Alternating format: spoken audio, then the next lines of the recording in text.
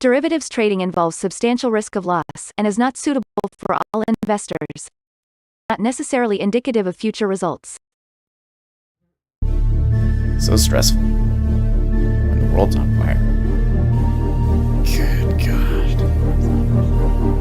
I can't look at this, guys. Like, my strategy is you buy it and you hope that you got a good spot. Yeah, but we all think you're crazy. You don't fight this. No way. The markets are freaking out and you don't think that anything is wrong? Come back tomorrow and I'll lose it all. Should be fun. Good morning, everybody. Well, it's Thursday, isn't it?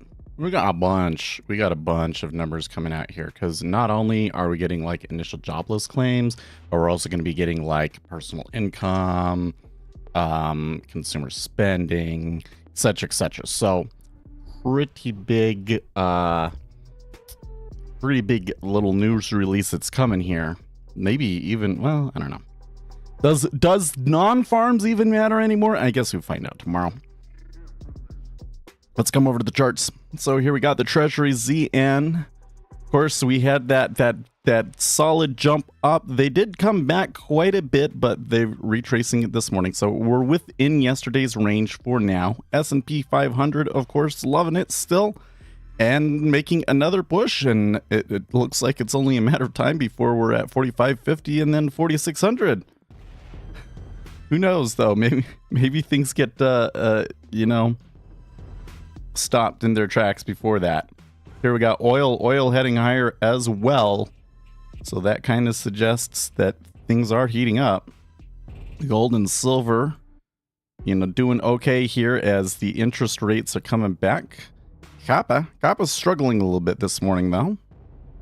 So copper kind of the outlier, not behaving as the others. Okay, Bitcoin having a little bit of a move here. There might be news involved there. We probably better go out and check that out. And then the dollar, of course, after getting whacked down past 2 days, a little bit of a recovery today, but getting sold back down again. And that is where we're at this morning.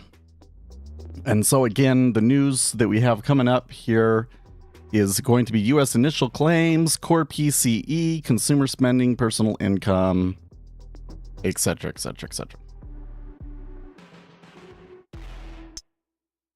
The news on the crypto recently is the whole SE. What are you talking about? What is it? What is SE? Who's the S? What? Maybe you meant the SEC.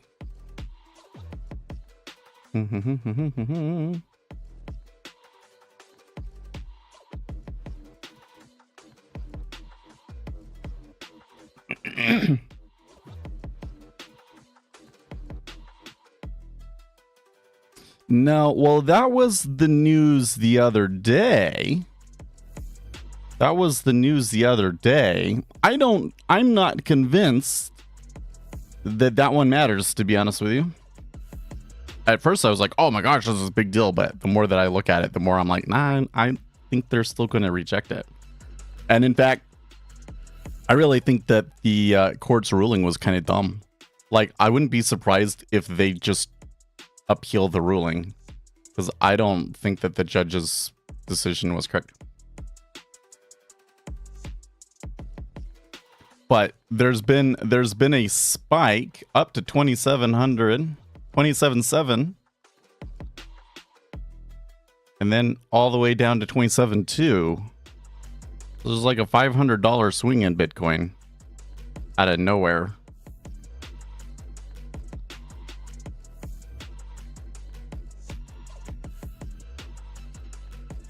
About 30 minutes ago.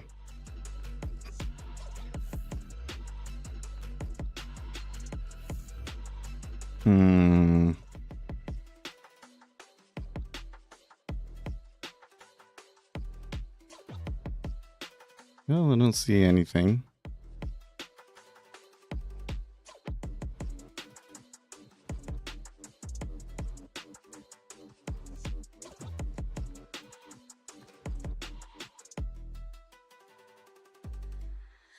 Coming over at my Twitter, looking through. Atlantis Fed's Bostic being retweeted by Nick Timmeros. If not for stubborn housing services prices, the core CPI would be running at 2.6% on a year-over-year basis. Given the lagging nature of rental prices, underlying inflation may be well close to our target already. The Hill, Vivek Ramaswamy's no good, very bad week. I'll read that later.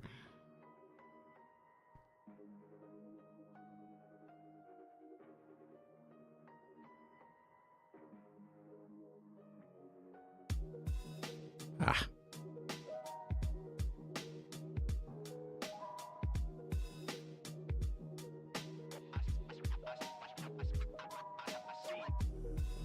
This bothered me. So I see a tweet from Brannigan Barrett. He's like, you know, one of the biggest problems in trading is knowing who are like legitimate educators and whatnot. That's why we have this new platform. Okay. I really wish.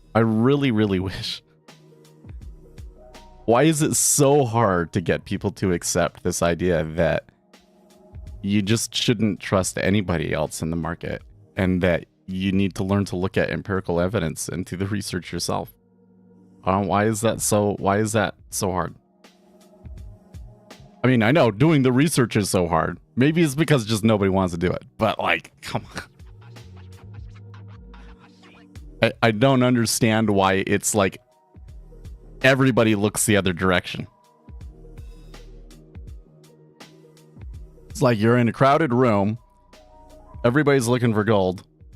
And everybody's standing over here looking at this one side of the room where there's a stage and they got people talking, right? And maybe they know maybe they know where gold is, maybe they don't, who knows? And then you're sitting over here like, you know, actually like looking at things that would point to where gold is and like the data that proves that that's where it is and like actually searching for it. And, you know, there's a huge pile of gold bars sitting in the back and nobody wants to look. You have like a metal detector or something. I don't know. You know what? That metaphor I think kind of fell apart, didn't it? And 2 minutes to the news. You know what? I'm going to take a quick break here just before the news. I think that YouTube would like that.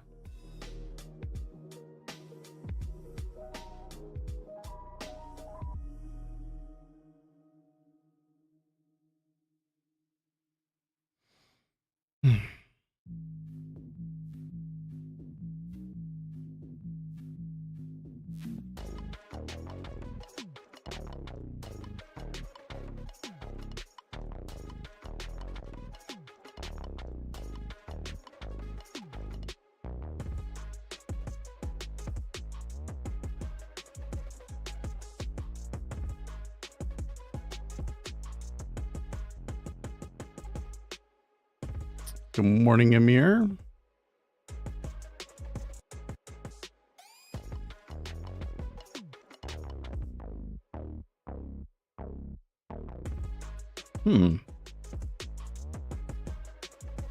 Okay, here we go.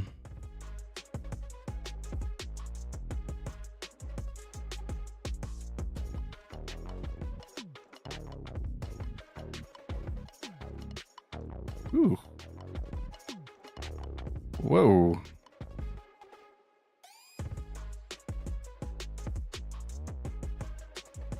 Okay, initial claims significantly lower than expected at 228 versus, well, not significantly, I'm just reading that, 228 versus 235, so about 7K lower than expected. Consumer spending month over month, spot 8 versus spot 7. Personal income, spot 2 versus spot 3. Well, I'm not quite sure what to do with that. That's a lot of numbers and they're all a little bit mixed. There sure was a lot of volume in there. It was like somebody sold it and then somebody swept it all the way back up or something. I don't know. Yeah, it did go all the way down to 25. I don't know what to think of that. That is really bizarre.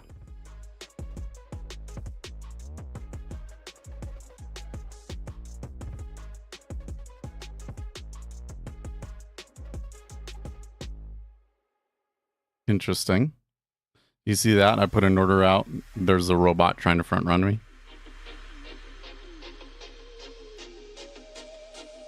Okay, now it's come down.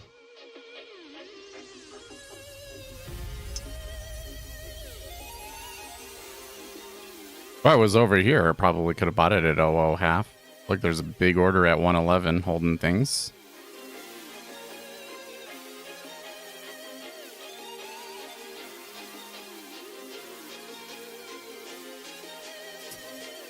Well, I don't know. I think the play here might be that they're probably going to buy it today, and that news didn't really shift a whole lot. Now, there's still some other big numbers today because we got Chicago PMI, and I do believe there is. Oh no, it's only a 4-week bill auction. Yeah, 4-week bill auction. But it's the end of the month. The end of the month is kind of why I was leaning towards that they're gonna buy it today. Okay, it's got some clicky going on here. Wow, all over the place. Their bids.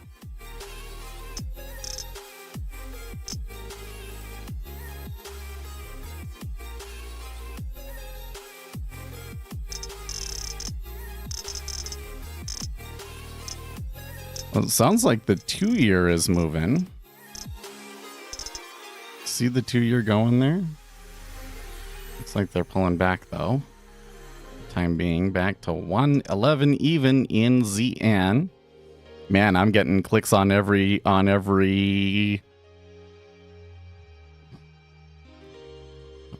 getting clicks on every tick. It's supposed to be called that the sound is chirp. So I could say I'm getting chirps on every tick up and down.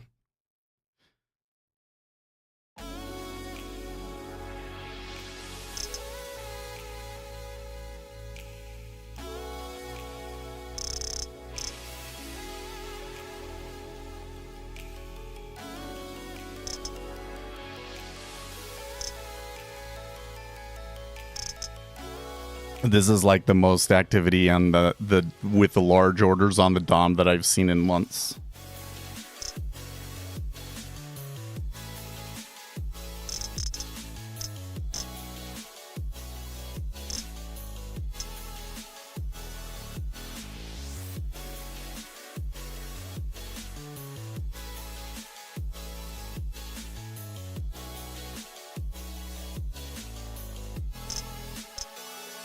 Okay, 2 upticks,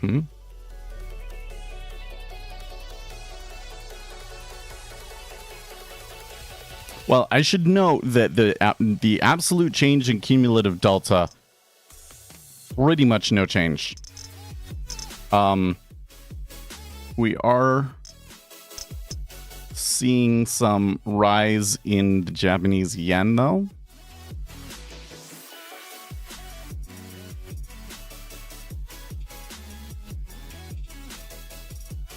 They seem pretty happy with 111 still. I mean, there's been quite a bit of trade there.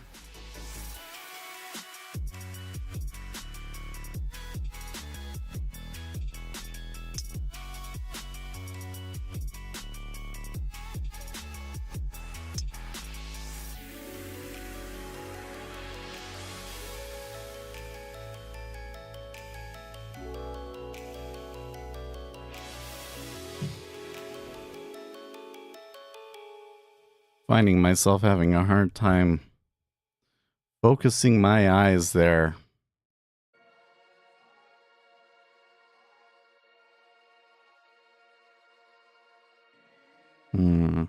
Interesting.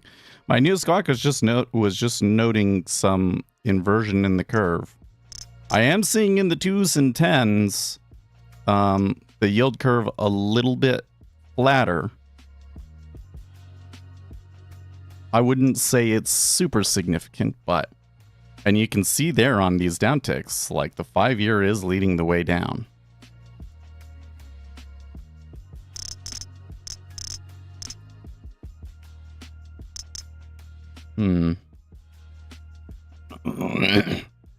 It does seem like they're fighting the downside action a little bit.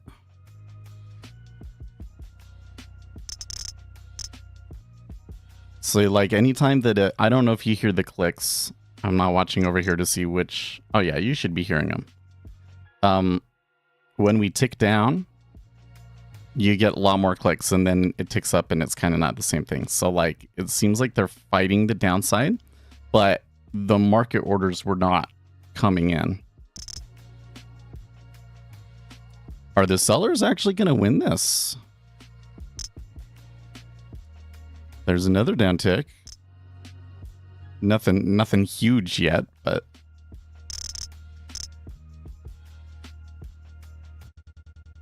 yes. Well, I'm seeing the Japanese yen is outright reversing. The yen is reversing, dollars coming up, treasuries getting sold. And are we seeing corresponding movement with the equities? It does appear that equities are selling along with this as well. I'm not quite sure what to make of that one. I mean, I was thinking about, hey, let it come back to like 4.1, and then maybe we can go short here. Doesn't seem to be working out. Flows do not seem to support my thesis so far, so I think that I need to just sit this out for a little bit.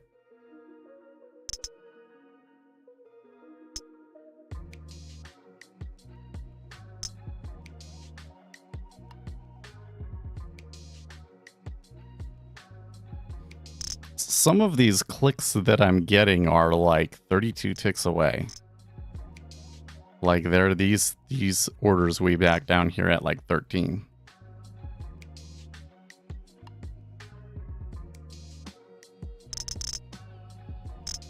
We're definitely to like 3,000 liquidity. So this is what we were anticipating. So the December contract does have more liquidity and is a lot more like a normal treasury contract.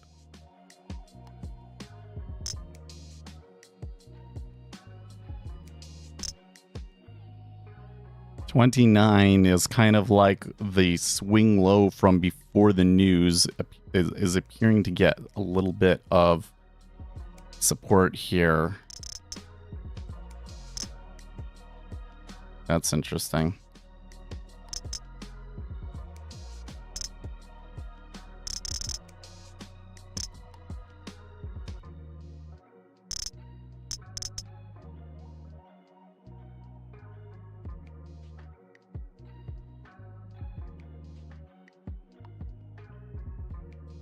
Did I actually get away with that? Wait. Well,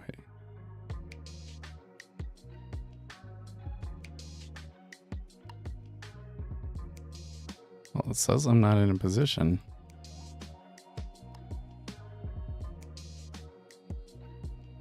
Interesting.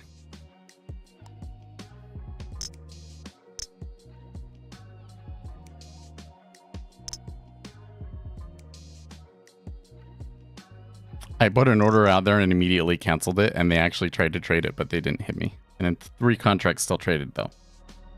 I'm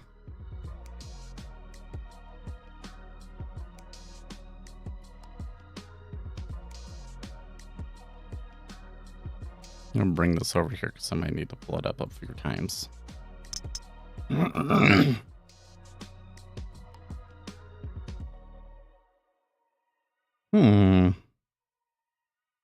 Somebody with a 1 lot willing to bid there at 102. Okay, he brought it up and they filled in.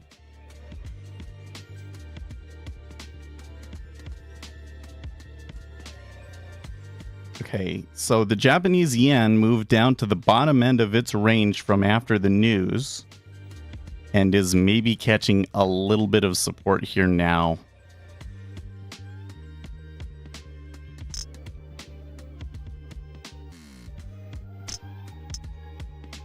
I'm not liking the spreads here.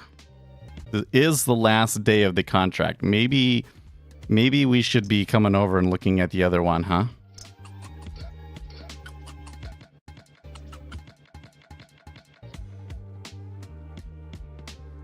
you, I think that September is you, right? Yep.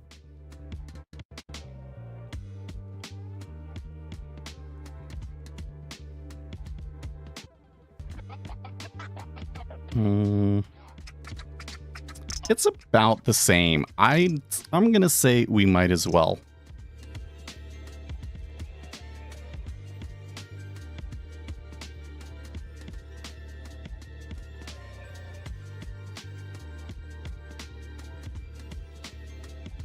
Maybe it's better in the 2 and the 30s.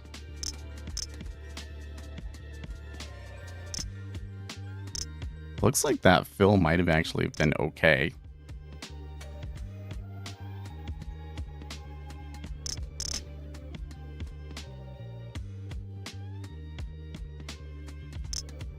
Okay, well, not nearly as much activity in the new contracts for the 30 and the 2 and the 30.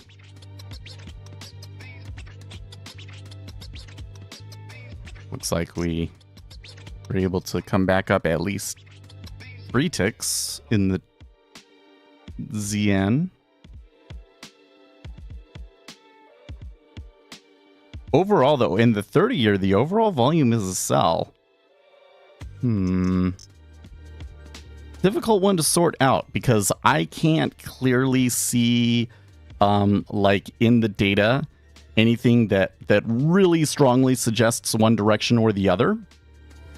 I'm not seeing anything in the order flow of the treasuries themselves that strongly suggests one way or another. I am seeing a lot of interesting things in the order flow in the treasury. There's more liquidity here.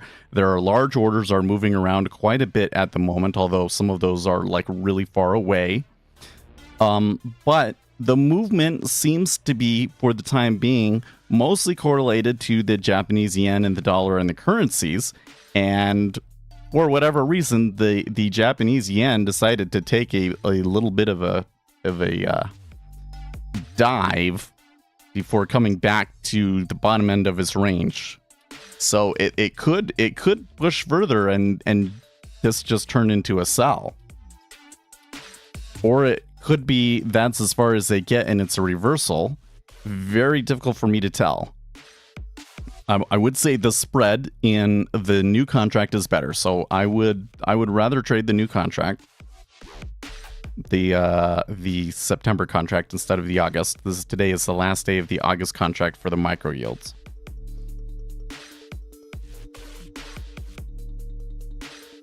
So a very interesting situation, but for the time being, I don't think I have a clear call here. Good morning, Alan. Well, let's try going down through our things. So what do we got today? So we just had some news in terms of flows. We have the news, and consumer spending was up slightly, but personal income was down slightly, and jobless claims was slightly better than expected. So there's that. We also have U.S. Chicago PMI coming up. Now, in the overnight session, there was quite a bit of action regarding the ECB and so forth. It seems that Euro bonds have also kind of come to the conclusion that future interest rate increases aren't coming along. There was also reports of China selling dollars to buy yen and so forth to prop their currency up. And then we've got here the Japanese yen. I don't know if there's any specific reason for the Japanese yen to be moving, but the Japanese yen has been moving to the downside.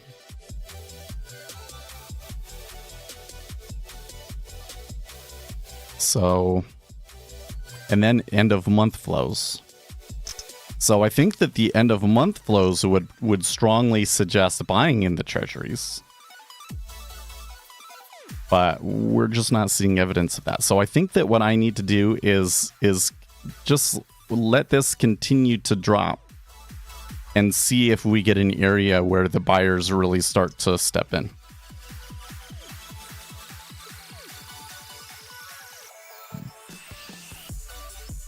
So I was reading this Hill article over here about Ramaswamy.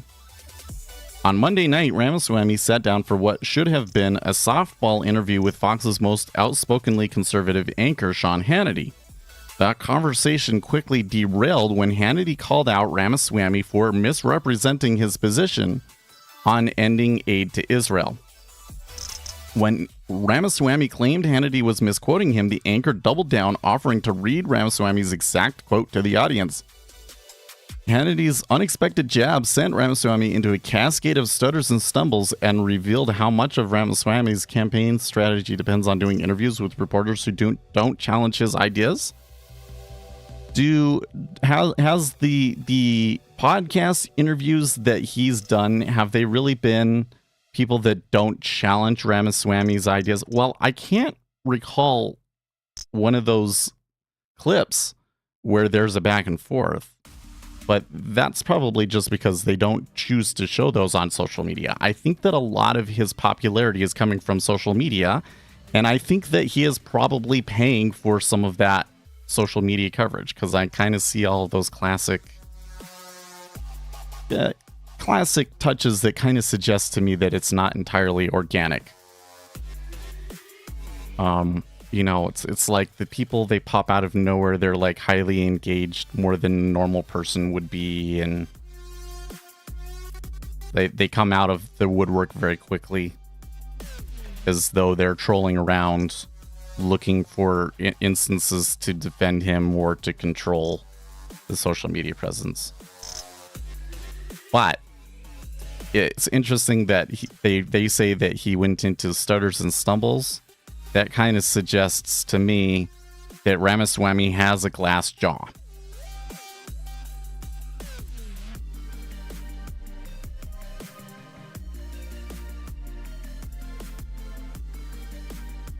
You know what I think might happen with Vivek Ramaswamy? And full disclosure, don't like the guy. He pumped and dumped. It was a pump and dump. He made his money off of a pump and dump, and it pisses me off. But I'm thinking that at some point, Donald Trump will be on the stage. Could happen. I mean, like right now he's skipping the debates, but I think the time may come if the other candidates start to like coalesce and really challenge him, that it's going to be like, you know what, I should have done the debates, and he gets on the debate stage. And if he gets on the debate stage with Ramaswamy, I wouldn't be surprised if Donald Trump takes him out. Like that Ramaswamy says something that Trump doesn't agree with, and Trump just demolishes him. And then you would see Vivek like trying to like defend his position but not lose the Trump voters, and yeah, I think something like that weird like that can happen.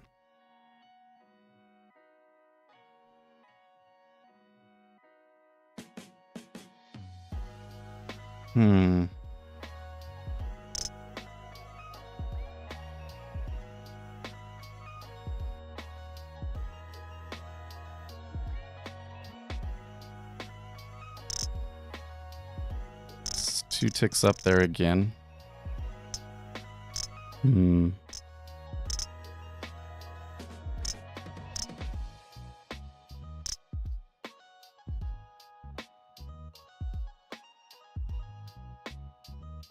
Okay, so on those upticks, those orders are being a little bit more aggressive. I think I'm going to change my filter here because I really don't need to see these ones that are max position. I'm going to change it to 24 so that I don't get clicks on those big ones moving around. So I'm seeing some bid and asks changing. Let's see here, 28.5. I see.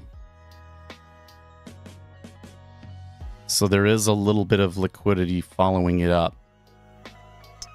It's really subtle.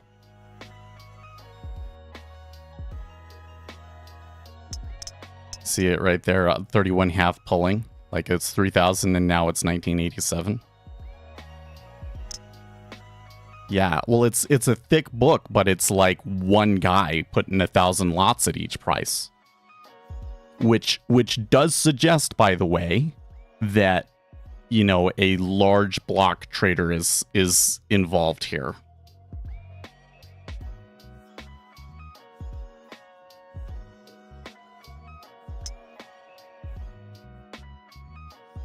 Okay.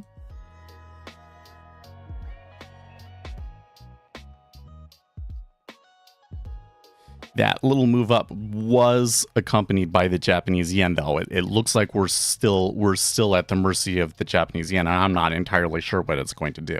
It does look like we are getting some flows coming to the long side in the treasuries, but the tea leaves that I'm getting on that are very, very like subtle things, you know, like the way that the book seems to be reacting when we have the upticks versus the downticks. Because this is normally I'm looking at just like the first few inside prices.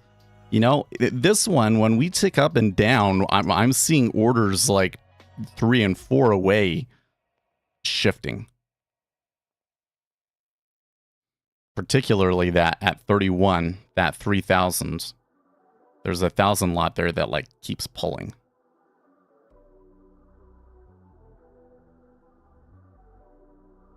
Looks like we're maybe going to get a little bit of trade here between 29 and 29.5.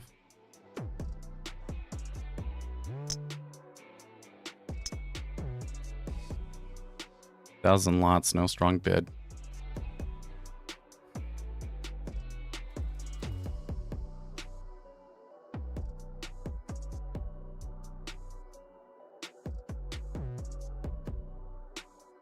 Now you can see there at 31, there's only 2,000 lots instead of 3,000. And we wonder, if we have another tick up, what will the lots at 31 have to? They pull. I mean, it was only bid briefly, but there's 1,000 lot, it pulled.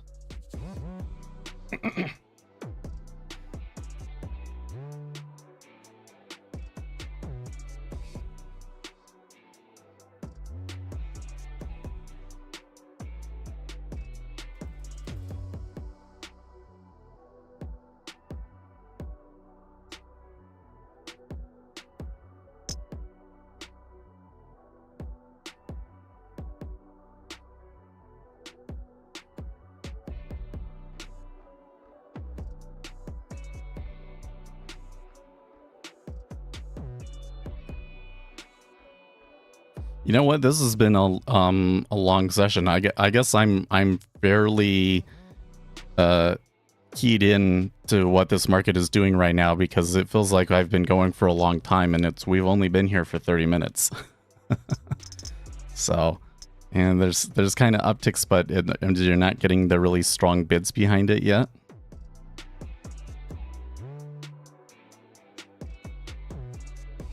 It's still kind of acting like it is currency bound. Although the Japanese yen is kind of suggesting that it's reversing up.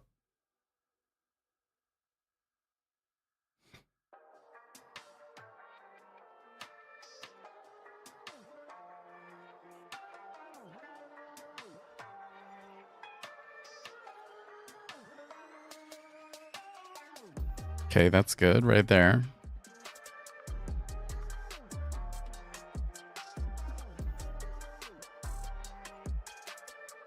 So my working theory at the moment is that there is a large block trader involved in here that is stacking and pulling 1,000 lots about 3 or 4 ticks away.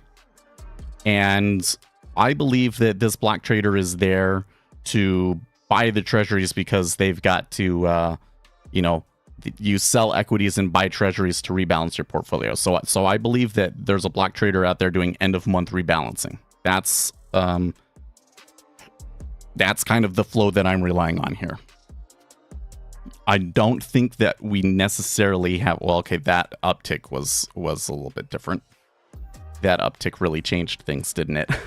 I was about to say, I do not yet see super strong evidence in the volume in the treasuries themselves that that's actually happening and that we've got an imbalance of that sort.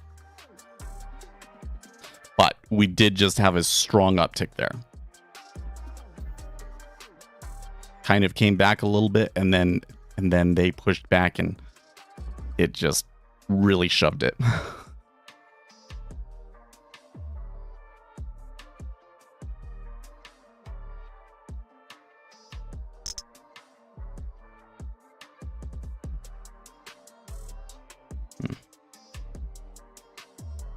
I'm still reading this. There's this article over here and I want to read this, but I'm also like, should I be still paying attention? Another thing is I was thinking about, should I add a second contract at 09.5? And I said, well, it seems like this is going well enough that I probably could, but that's just kind of the edge. And I don't think that I have enough to like really... You know, then we got that big tick. So I think that the decision to have gotten into it would have been good. Now that we've got the big tick, I don't know if I really want to add another one at 09.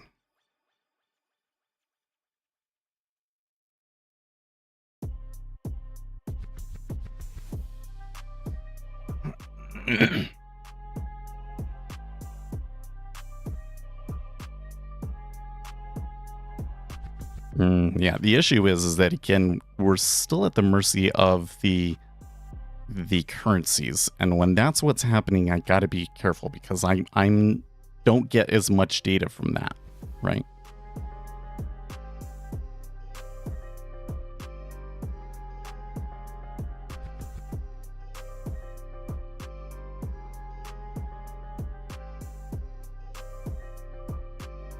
Yahoo Finance. Oh, let's read this article. You're right. Yeah, all 1,000 lot MBOs.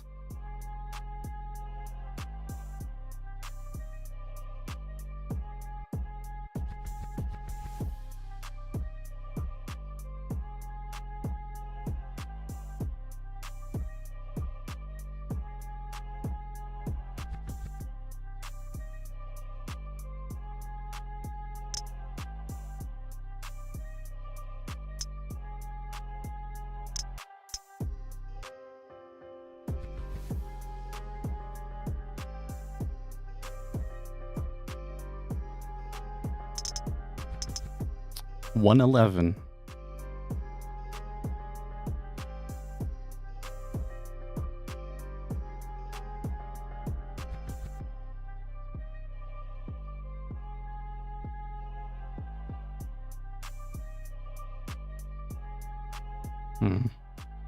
Okay, so don't like that. So somebody is putting a one lot at 09. Do you trade stocks? I don't usually day trade stocks. I will from time to time see an opportunity where it's worth it for me to step in and do things with stocks, but I usually hold those multiple days. So I will occasionally swing stocks.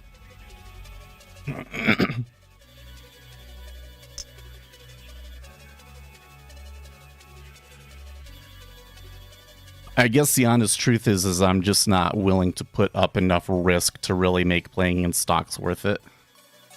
At this time, at least.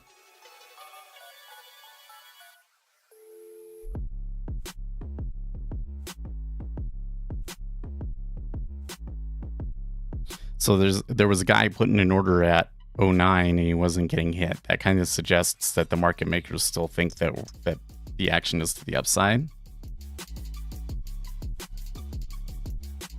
Okay, there was a downtick there that was a little bit... It was probably one of the better downticks we've had here lately.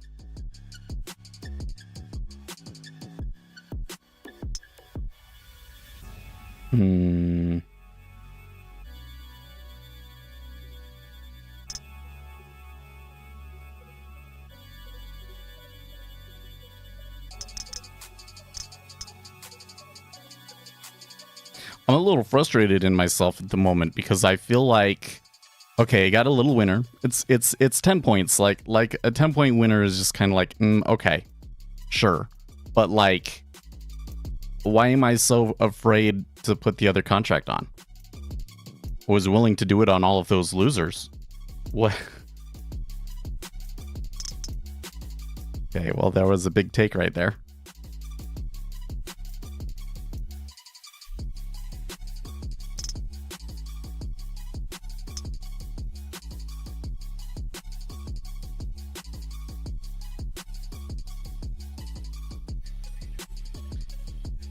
You know, we're pretty freeform here at the moment. That could be just them coming back to like the high volume node. Because I don't think so. I can explain here on the chart.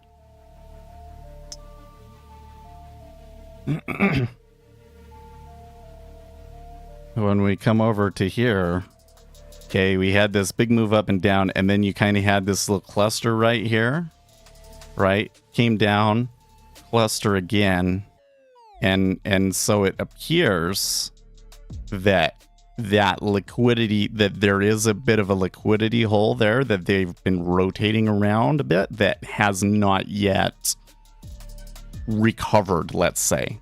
And the thing is when we look at this right here, when we look at this move, I don't see a corresponding rise in cumulative delta. Not very strong, at least. So, if you don't really have a opposing meta order, because if we had a true opposing meta order, you know, we would probably make a new high easily. Because it hasn't been more than 45 minutes. Like the book, I would say, is still weak in there.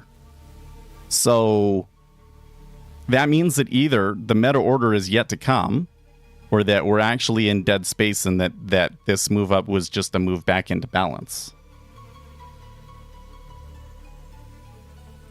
So I guess the path forward is still a little bit uncertain.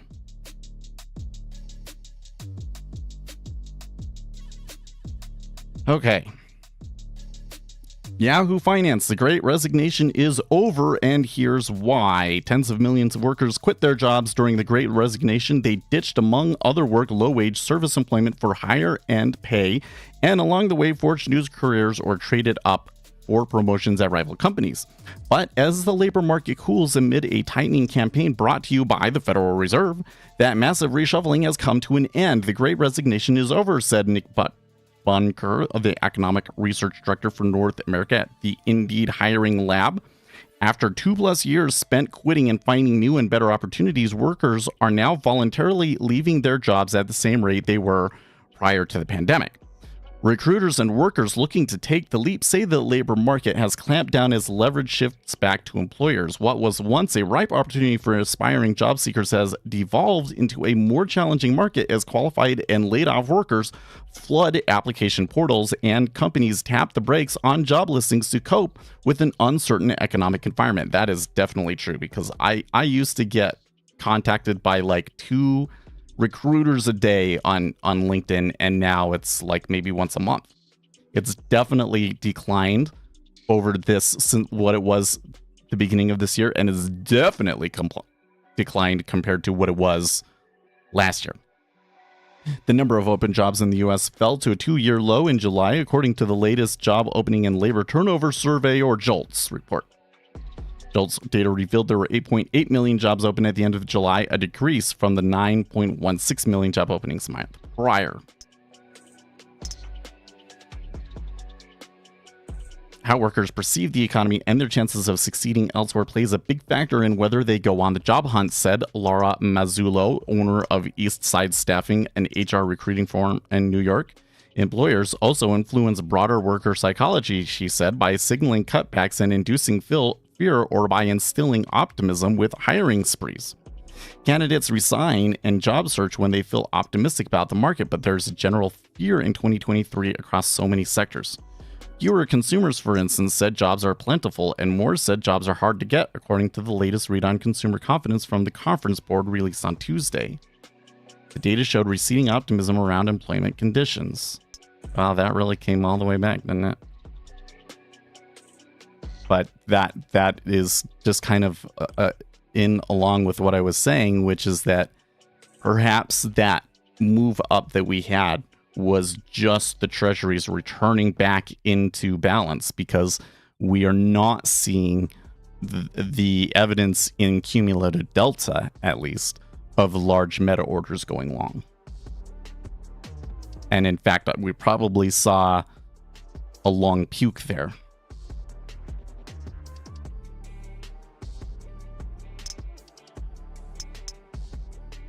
The Great Resignation is coming to a halt because you can be easily replaced, and companies understand that, Carter said. If you leave, it's going to be harder to grab something else to replace what you had because so many people are in the market right now.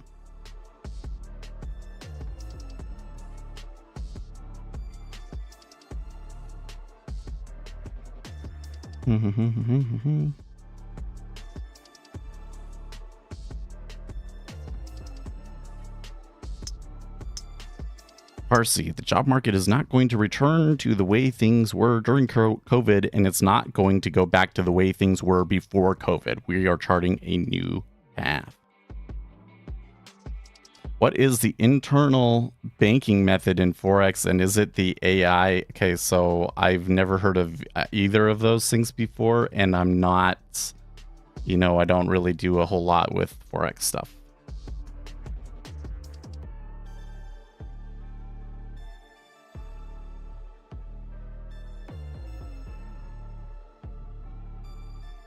Oh, that sounds like a scam, bro.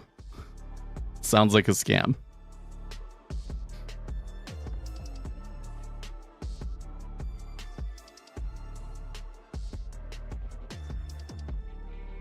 It's an AI trading robot, apparently. It has really sketchy looking videos on YouTube about it.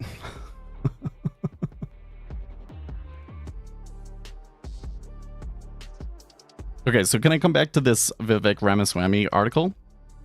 Okay.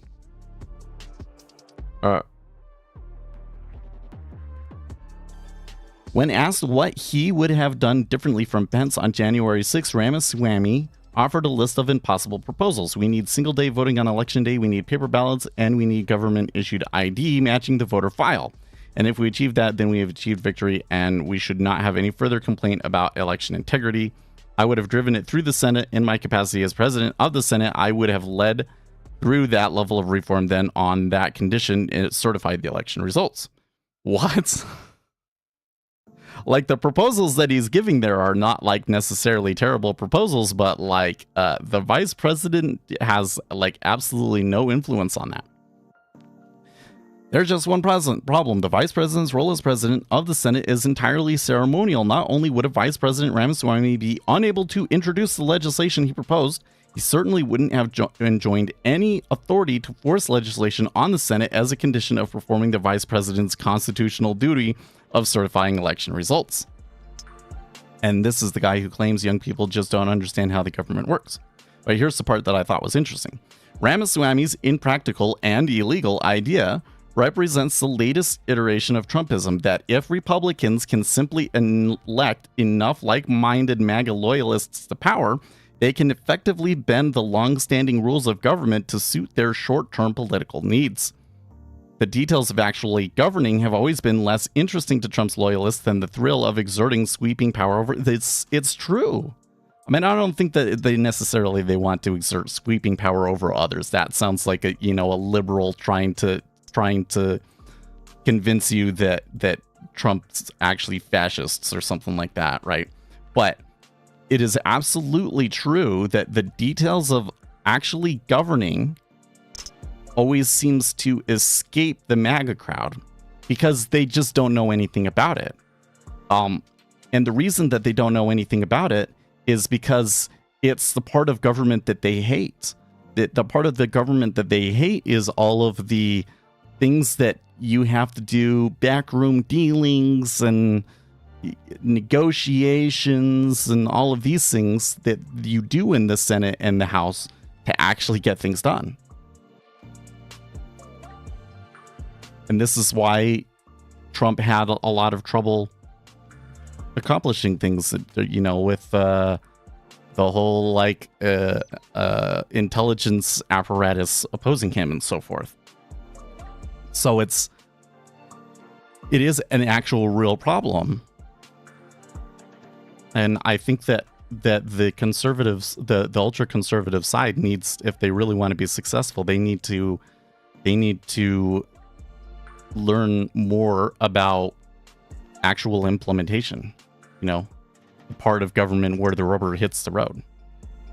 Because it's not just about having the right ideology and the right policy proposal. I wish it was that simple, but it's not.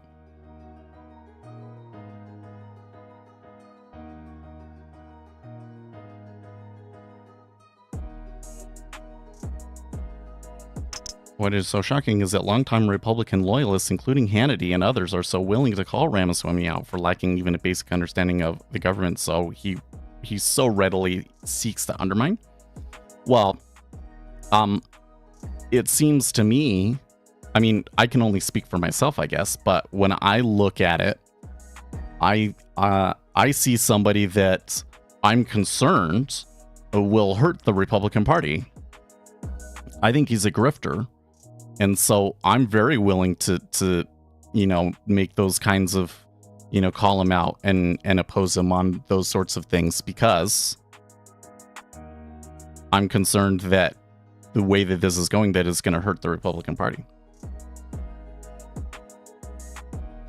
I think that he's a grifter, and that there's a portion of the Republican base that is very vulnerable to that kind of grifter. Just like there's a strong portion of the Democrat base is vulnerable to the virtue signaling grift.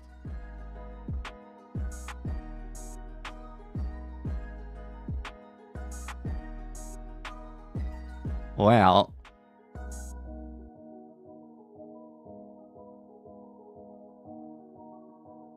they gave me 10 ticks. Now it's 5 ticks against me. I am not seeing a strong flow in the 10-year, but I am seeing a strong flow selling in the 30-year. And the Japanese yen did push to a new low there.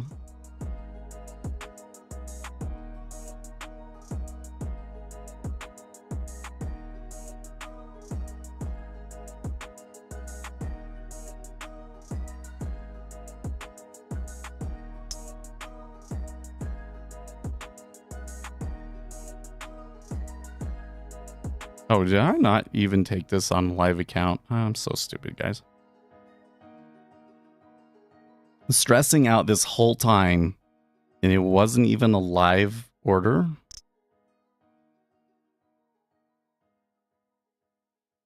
Well, I don't know if I want to be in it now anyways. How long does it take to learn your current method of trading, bro? Years. I mean, like, to learn like all of the information that you need to know, or like to get started in trading, only a day. But to get good at it, years, because you have to come in and watch it every day and see, learn things about it every day. And it takes years for your mind to completely develop that mental model that is necessary to really be competitive in that market. It's not necessarily a testament to how complicated the markets are, although the markets are definitely very complicated, but it's kind of more about the level that you really have to perform to be successful in trading. There's just very, very stiff competition.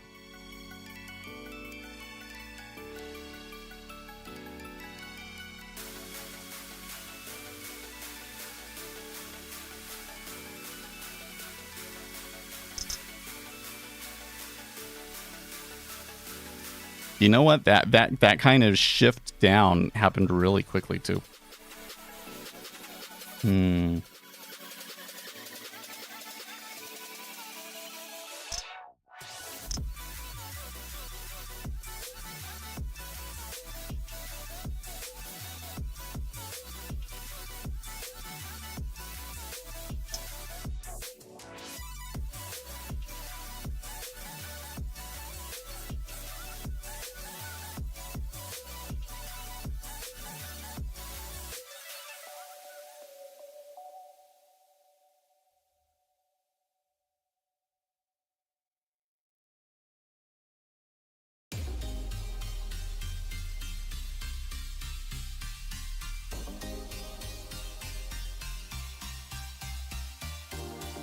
Okay, so it is 7:16. This is a good time for me to take a commercial break ahead of the equities open. So I'm going to insert those of you guys that have ads. I will insert an ad for you here. For the rest of you, let's just take a moment here to kind of poke around.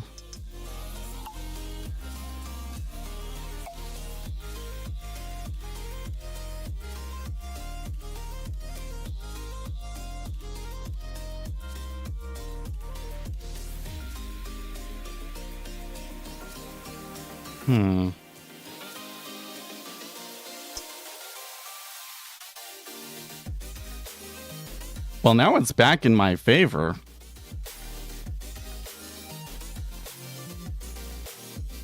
I got out, but I guess I never actually had a real position in it because I didn't have the account set.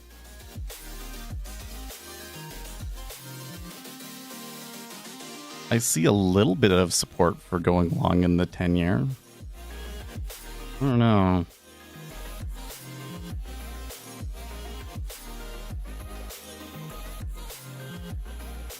The liquidity over here in the micro is being a little fishy.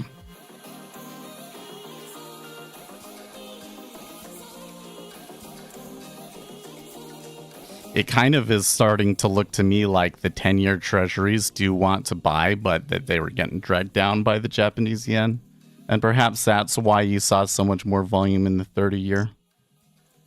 But I also wonder if there's not something going on in the yield curve, because it did flatten overall, whereas yesterday was a steepener, right?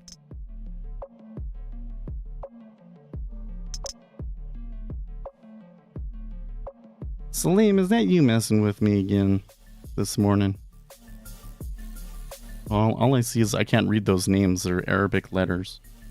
I'm deeply suspicious. No offense.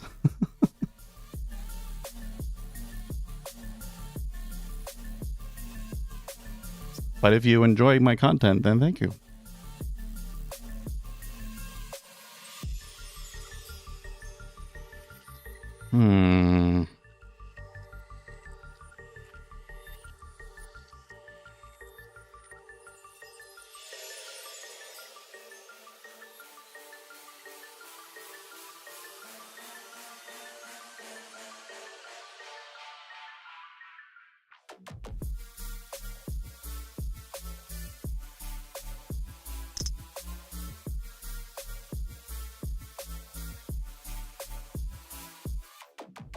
Ramaswamy is absolutely a grifter. That is my first thought when he opened his mouth.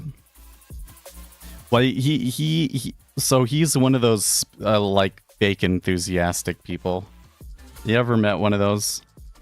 Some of them actually are genuinely enthusiastic, but you know, there's that person that every time you talk to them, they're like really super enthusiastic, and it's almost like they're trying to make some point to you because they think that you're not enthusiastic or something like that. Yeah, and that's the one that you got, like Vivek in that debate, like from the very beginning, just like a bundle of energy. It's like that's his strategy, is just to have like lots of positive energy, and it doesn't feel genuine, and to a lot of us, I think it makes you suspicious. Yeah. But the thing that set my alarms off was the second thing that he decided to say in the debate, when Mike Pence started going after him right away, because I thought it was really weird that Mike Pence decided to go after Ramaswamy unprompted. And Ramaswamy's response was, okay, here are all of these policy proposals that I know that Republicans just absolutely love. And then he's like, it's simple. We need to do X, Y, Z, PDQ. And it's that simple. And that was what set my red flags off. Because any politician that tells you it's, quote, easy is either naive or trying to pull the wool over your eyes. And maybe probably actually both. Right?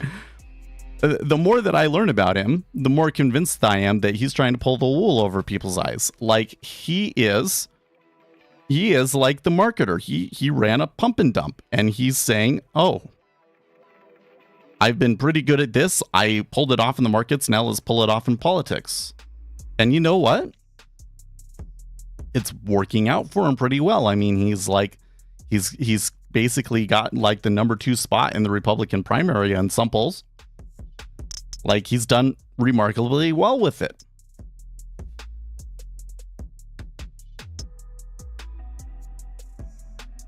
Wow. Redfin reports Miami home prices are up 17% from a year ago. And they come right back to that 29.5.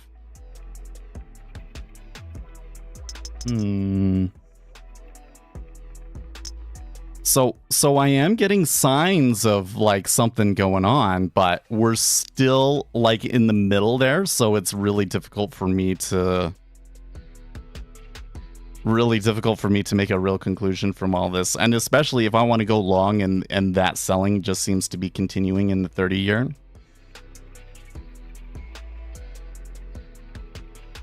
How can you detect the market maker? Well, the market maker is always there, my friend. You see those, orders on the inside bid and offer. Those are mostly market makers. Any news trading an hour ago?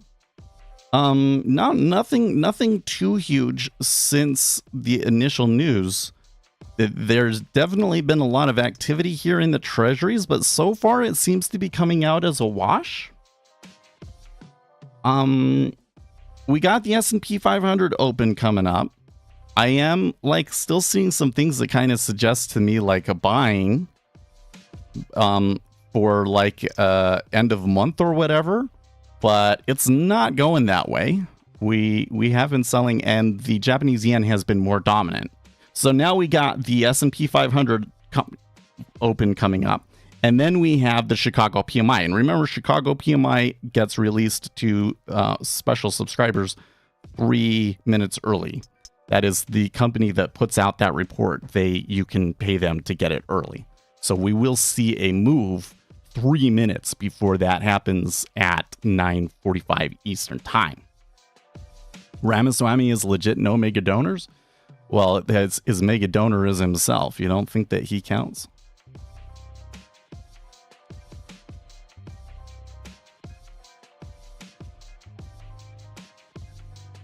I don't understand that logic. Like, okay, a politician has, perverse incentives if he has rich donors backing him and they'll control him.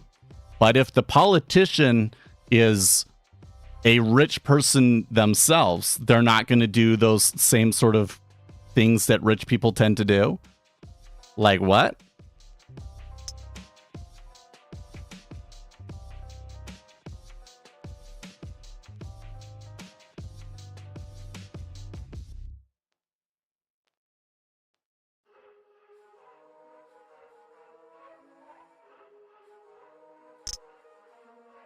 Morning RB box. There's a few ticks down. That one did not have as much of an impact on the yields. It seems like the 10-year is kind of fallen down there and the other two aren't. If I really wanted to get involved in this, that's as good of a spot as any. Or 101. But I think I'm gonna have to sit still. So I don't think that I want to get in here with the risk events that we have ahead of us in the next 15 minutes. So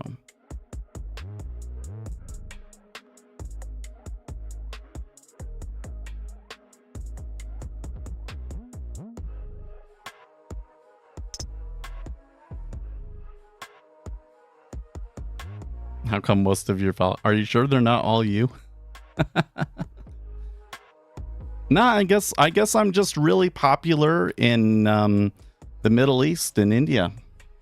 Don't know what the deal is.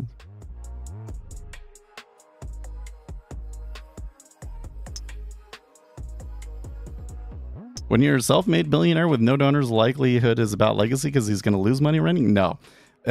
You will almost always make money from running. And Donald Trump is just a special case.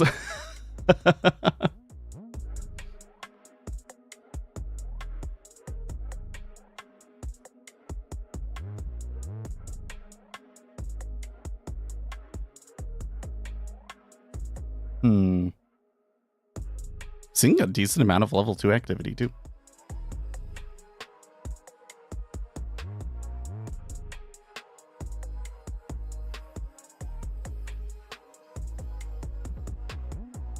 How can the market be manipulated? Well, what we typically refer to as market manipulation is you go out and you put information out there that you know is false, and then other people go and trade on that false information, and that's how you manipulate a market.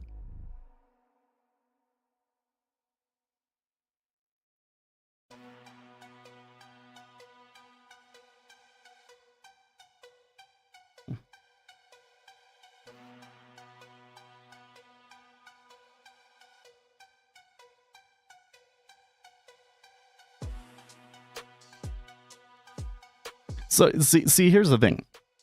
Let's just say that Vivek is running because it's about his legacy. Okay.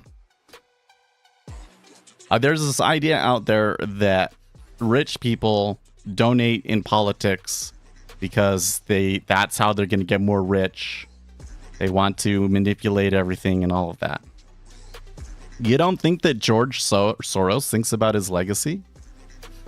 Dude, all of the stuff that George Soros has done in politics is because of his legacy. He genuinely thinks that all of these things that he's doing are good. He genuinely thinks that putting people into like these DAs that basically ignore the law and don't prosecute violent offenders, allowing some of these inner cities to just turn into garbage dumps. He genuinely thinks that that's a good thing, that will result in more racial equality and so forth, right? The problem isn't... The problem is that people are unable to differentiate between what they think is moral and right and their subconscious pushing them towards the things that will actually be the most beneficial to them. That's the real problem, is that rich people think that they're doing what is right, but really they're doing what is right for them. And because they are not really directly affected, they lack the capacity to really make the correct decisions for the rest of us.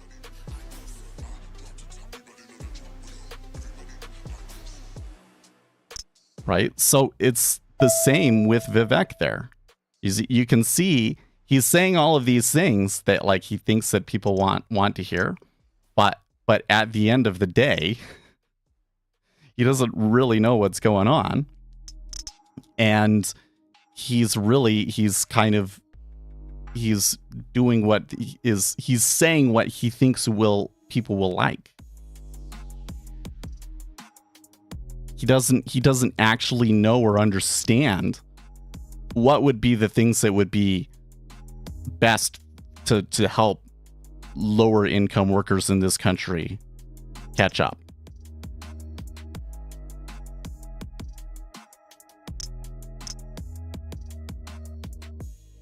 Hope to be as successful as me one day. Oh, I don't know about that. I mean, I've done pretty well in my like overall career, but I don't think that most people would enjoy it.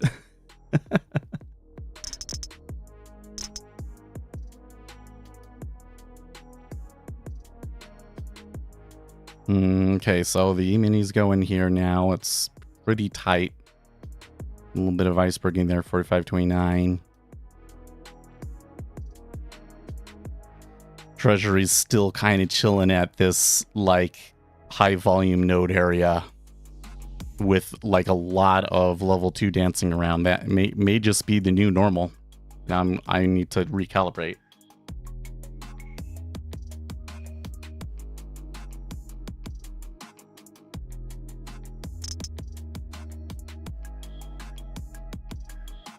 I'm trying to think of the particular thing that Vivek said that was like...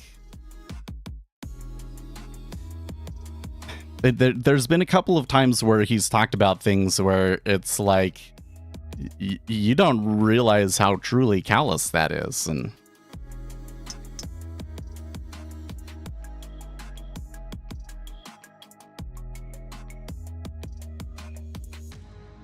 Dems will target Vivek's businesses?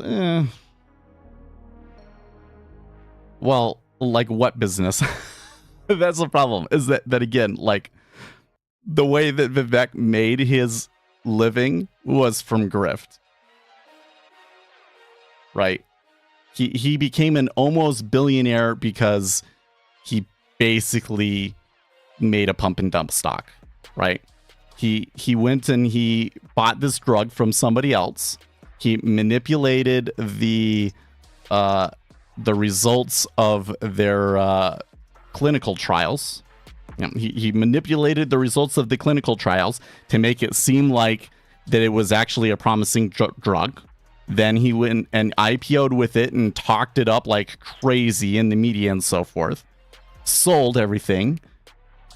And then when the results of the next clinical trial actually came out, where they couldn't like manipulate the data and everything, turns out that it was a poor drug from the very beginning. He basically knew that, and the whole thing was just a grift from the start. The stock like dropped like 60 to 100% in one day. All the people that invested in that lost money, and he was already out.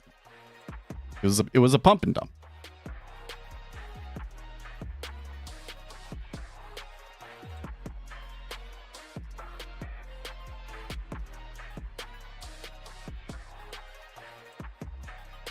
So, of course, if Vivek became president, I'm sure that Democrats probably would like investigate Vivek's pump and dump schemes and try and find a way to get him in trouble.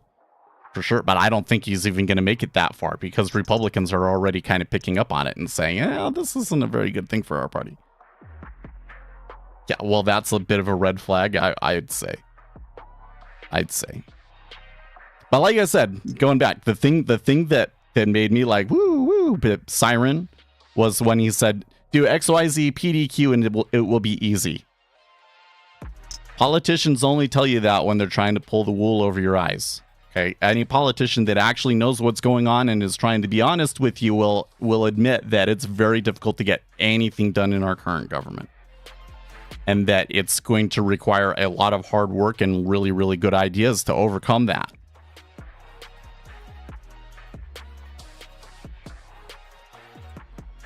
That was the thing that that really rubbed me the wrong way first, and then I started going in and digging into it, and all of a sudden I'm like, oh wow, this guy really is like a grifter.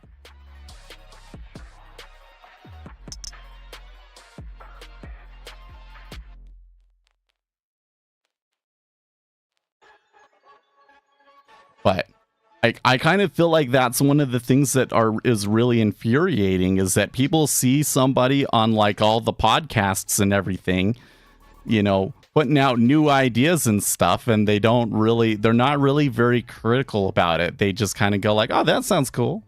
I like this guy. And that's how you become number 2 or 3 contender in a Republican primary, apparently.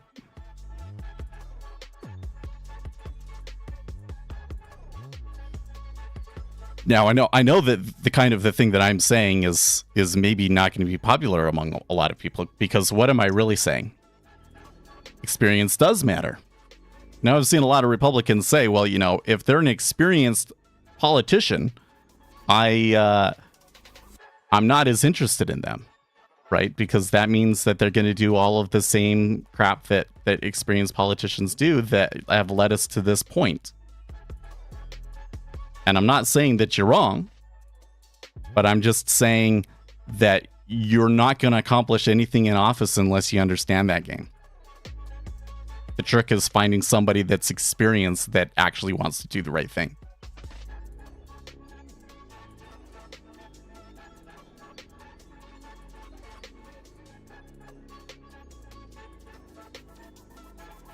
So what's this grift angle then? What does he gain here? Well, I mean, maybe he just genuinely wants to be president. I mean, I think that if you're really good at grifting, right, that you know, and you just successfully became an almost billionaire from the stock market, how do you beat that? Where do you go next? Why not try to become president?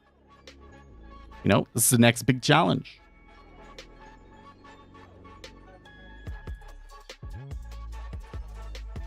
So that downtick, you know, 28.5, it's still kind of like fuzzy. Not a ton of contracts on the bid there, but it's staying down there now. So there has been a little bit of a shift. We are kind of testing more the bottom end of the range now. And the Japanese yen did take another little small move lower. So, of course, we've got Chicago PMI coming in, but then after that, I don't know if the flow that I'm looking for is actually coming while we're trading. It could be that we don't get it until after I'm done trading. Like, sometimes that end of month buying comes in going into the big close. So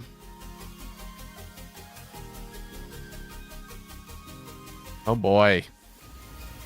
Taylor Swift, the Eras Tour has been the most meaningful electric experience of my life, and I'm overjoyed to tell you that I'll be coming to the big screen soon. Starting October 13th, you'll be able to experience the concert film in theaters.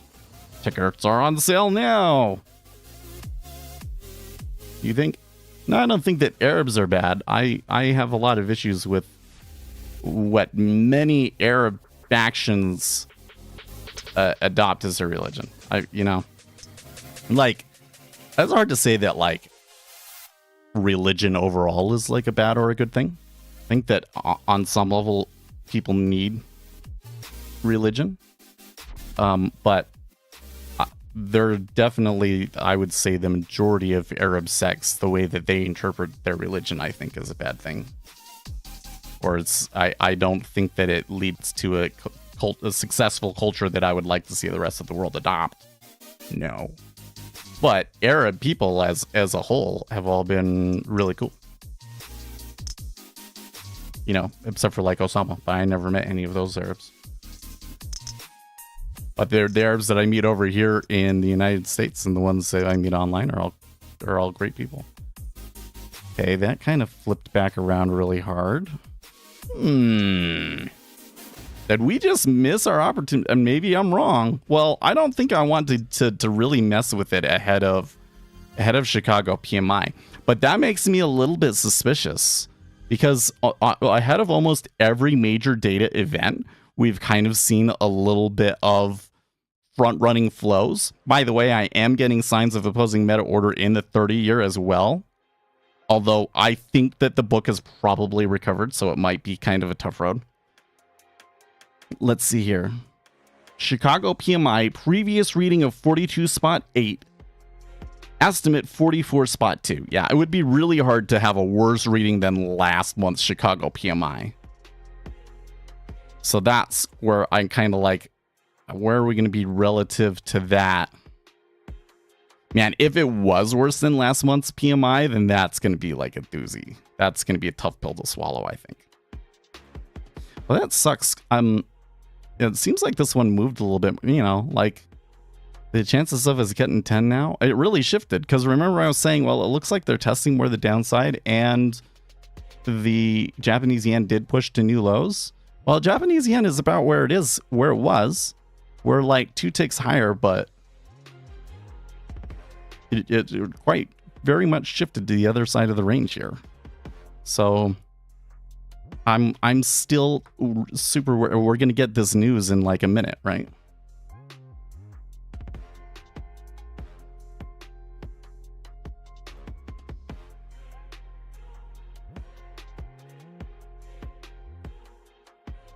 So there you can see a lot of the liquidity is pulling for that event.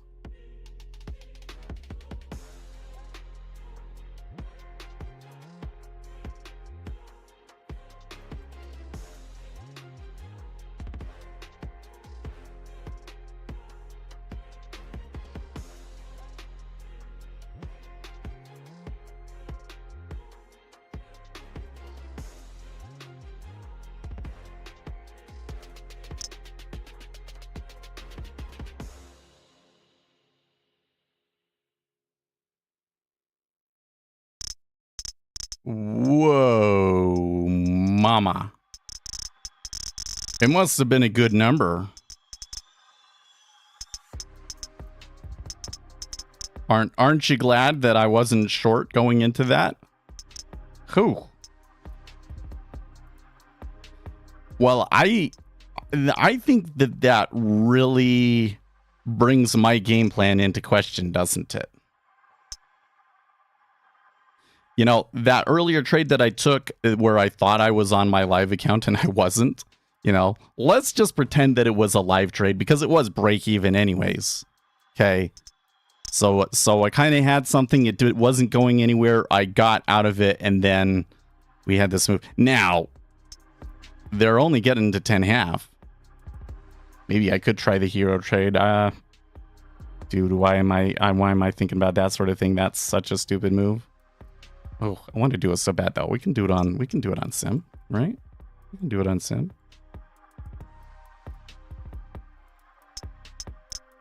Distract myself.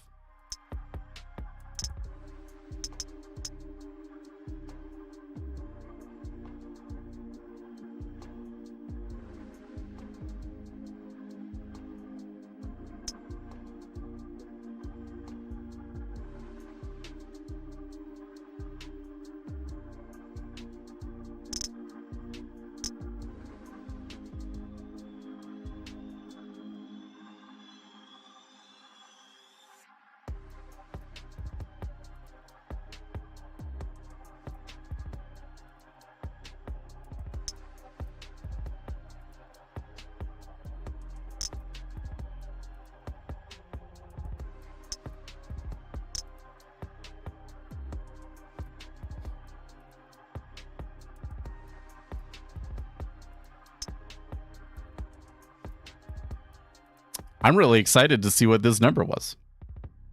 How to trade with banks, go to school, get hired.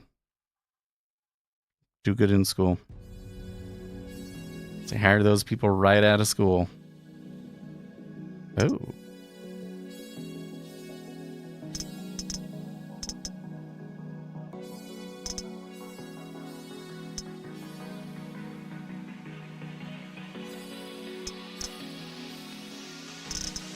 Still not getting super good price over here in the micros to want to go and, you know, hero trade.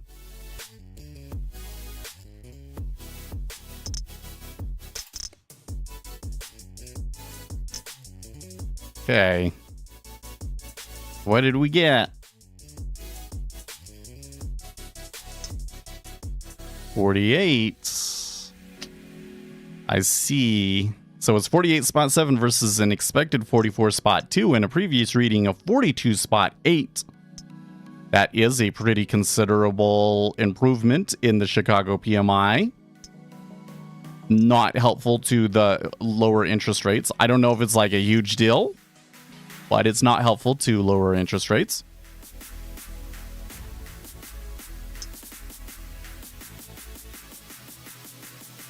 So now we get into the point of, okay, we got the news out of the way, but there's probably still this flow that is net buy going into the close.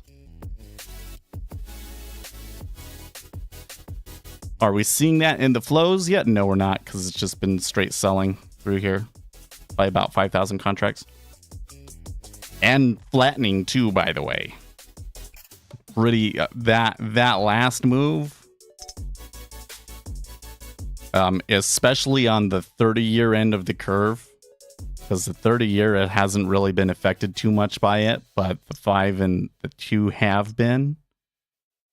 And so you're really seeing that flatten over there.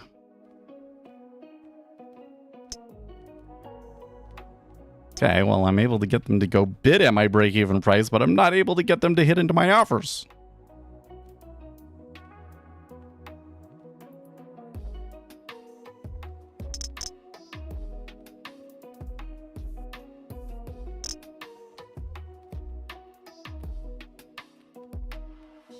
So I have a choice to either be patient, or I can try offloading some at 27 and trying to build my position lower. But I think I will just wait. I think that eventually I probably will get at least one at 27.5. Oh, come on. Come on. Would it be that awful? Would it be that awful if you just gave me those 2 contracts? Really? Really?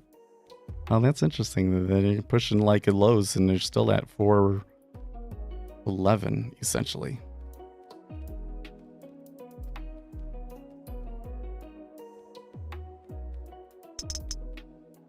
Tough session. It hasn't been this thick and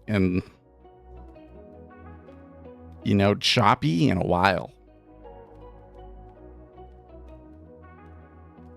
I guess overall this kind of stuff is better than what we had in the summer, but and I guess we'll get used to it, but tough trade, I'd say. Saw the dollar get quite a bit stronger there. Japanese yen not really moving.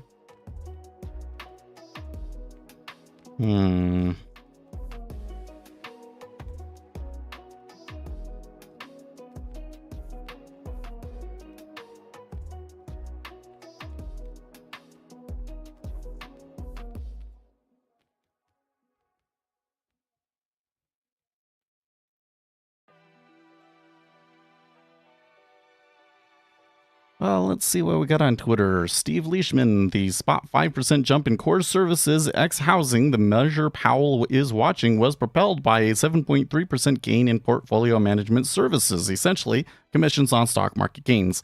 This accounted for half the increase and should settle down in the coming months, according to Ian Shepherdson from Pantheon Macroeconomics.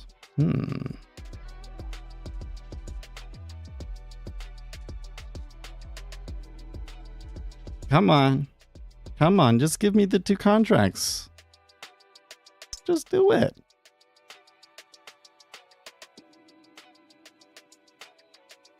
Tell me it's not just trading against me. Like, come on. So funny. Exactly where my break-even point is. They don't want to go any higher, huh? Okay. Should I come over here and go short for 106 so that they go to new lows in the treasuries?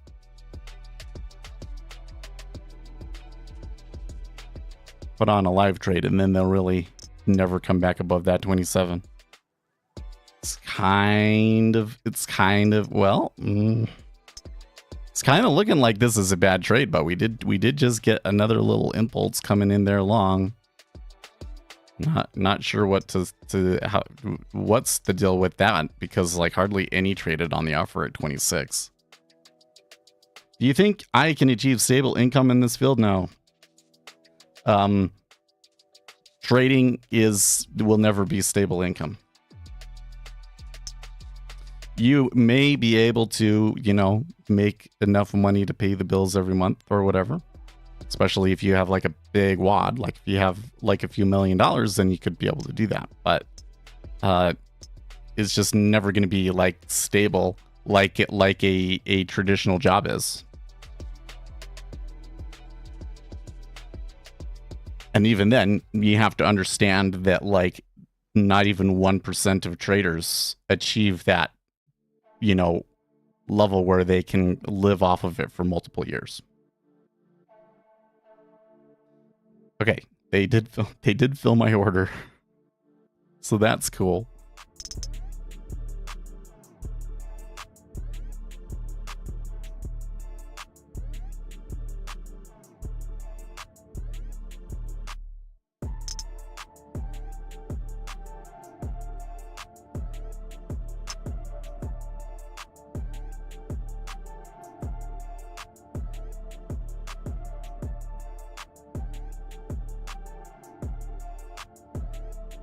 So at the moment, I'm kind of getting like liquidity hole signs in the 27 to 26 area again. So that downside move may already be over. I'm not seeing the signs of the buyers coming in. Well, there was in the 5-year, maybe some tepid signs.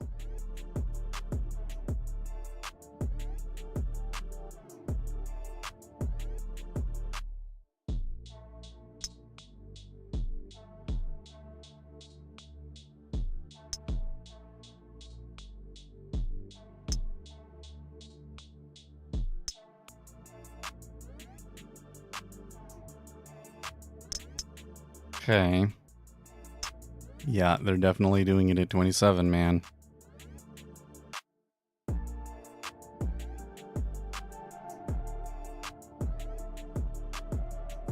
So, I would like to get my average position below that 25. But this is going to be tough with this range and the way that it's trading. So this may be the best that I can get, but if I was going to take a hero trade, I think everything is going fine with it so far.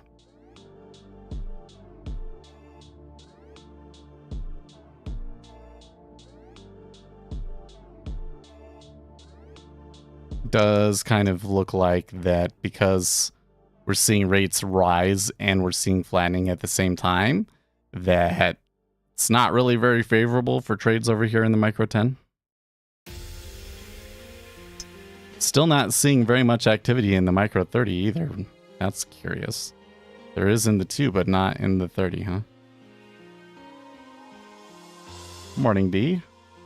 You're a little late.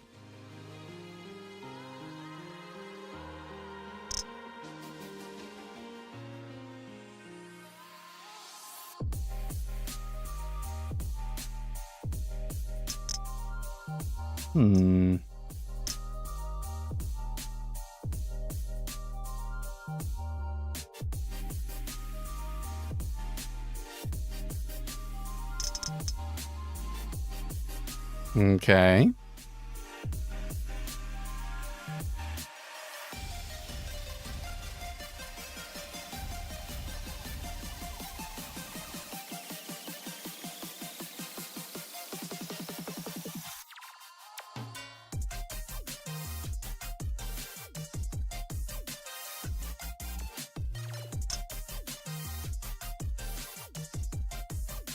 I feel like I kind of cut some corners here on this one to make this work out, but it seems like it's doing okay now.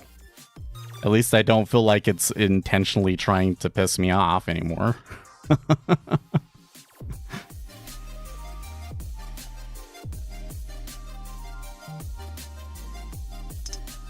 How to trade with the banks? Well, if you want to trade as an employee of a bank, then you want to go to a really good school that gets targeted by the firm that you want to work for and work really hard there.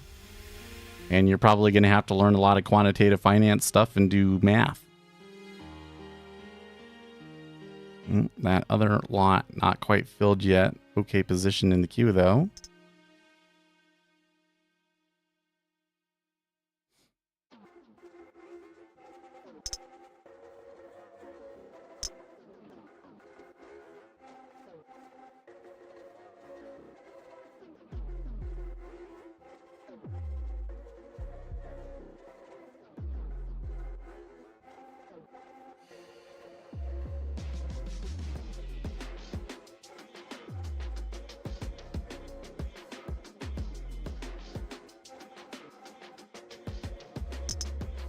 Okay.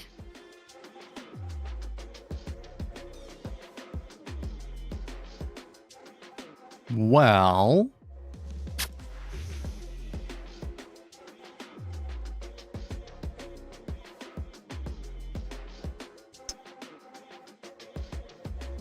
so I'm a little bit weary about, can we really get above like 30 here?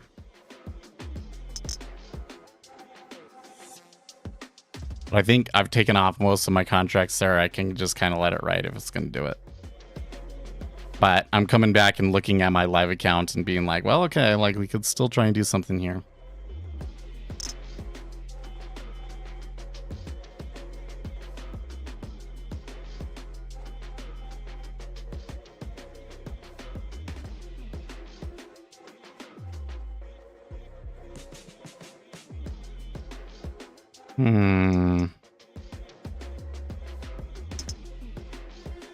Not Tiger Gold on Twitter. Pro tip: when key members of a company's management team resign during that very company's most vulnerable state, it's over.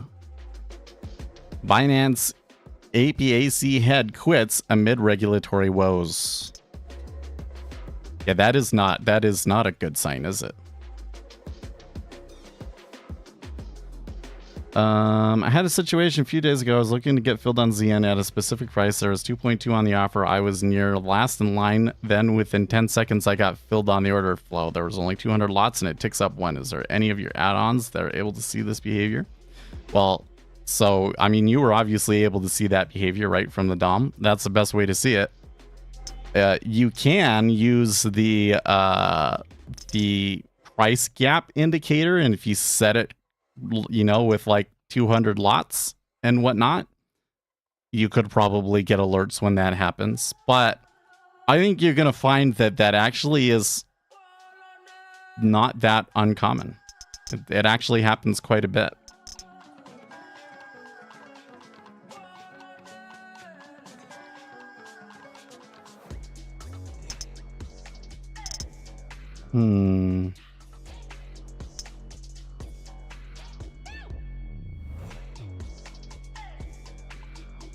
So what I'm seeing happen here in the 5-year is really making me curious.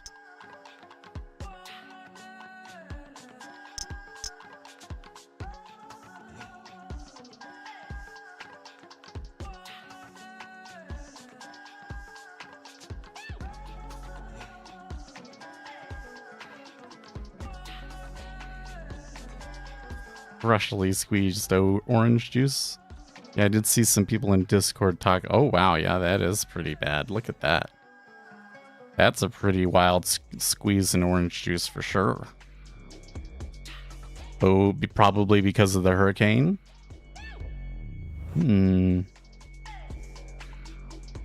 Really like that there's that huge order at 27.5. You know, of course, that doesn't mean that if we come down that order will save me, but it's definitely, and by the way, a lot, even more liquidity now. So, well,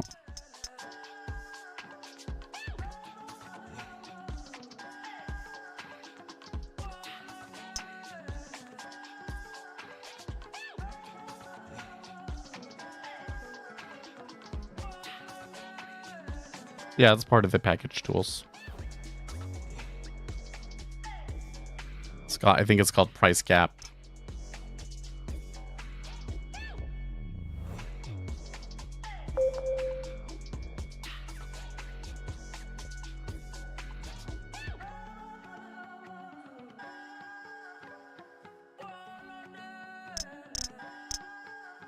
Okay, here we go.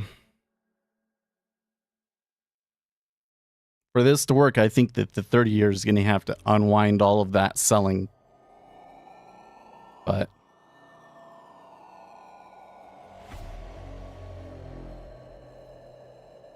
it looks like I've got the support on the 5-year side of it.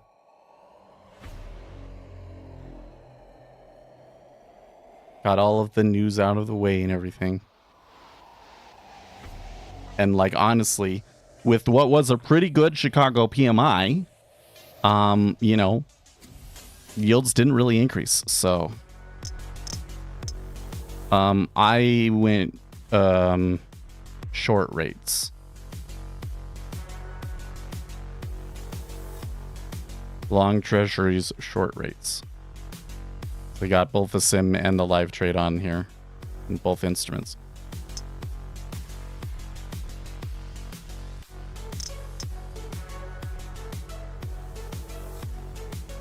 I'm still, for some reason, scared to put 2 contracts on, so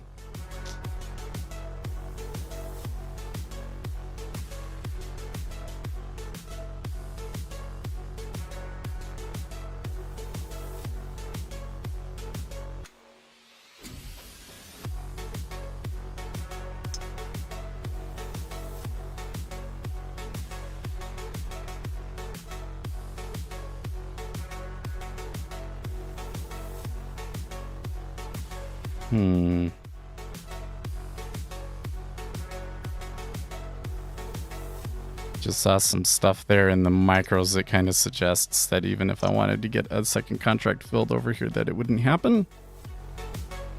Long ZN seems to be the play. Yeah.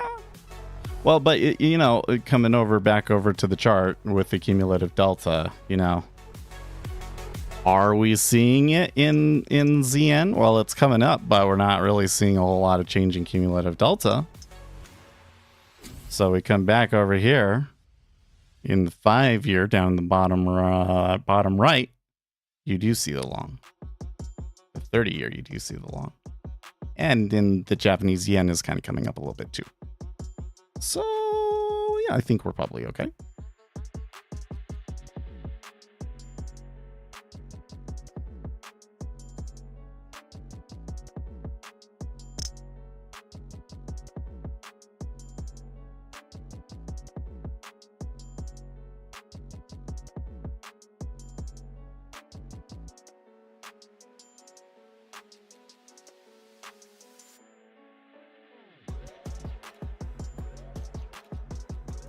I would say, by the way, that they came up to the top end of this range quite easily and nicely, so.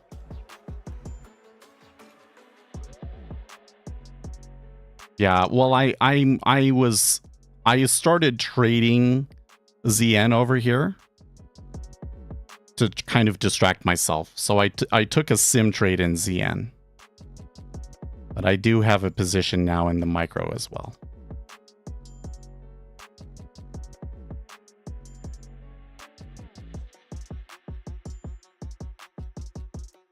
Are the prices set in advance and return to their normal state after the exit of the deals from that market? I'm not quite sure what you mean from that, but there is no such thing as a normal state.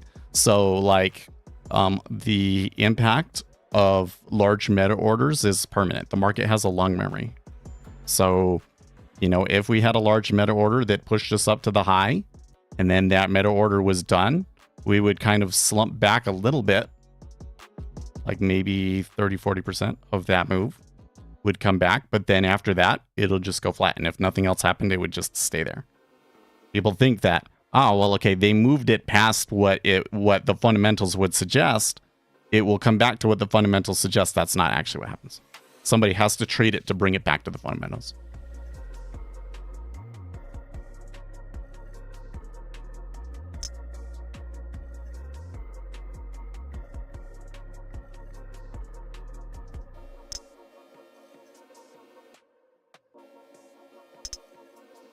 Okay.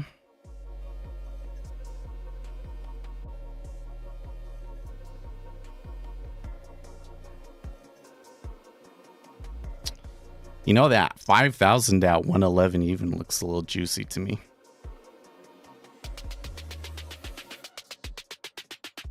Does make me wonder if we get up there how much trade we'll see in that area, because there really probably is some end of month buying flows.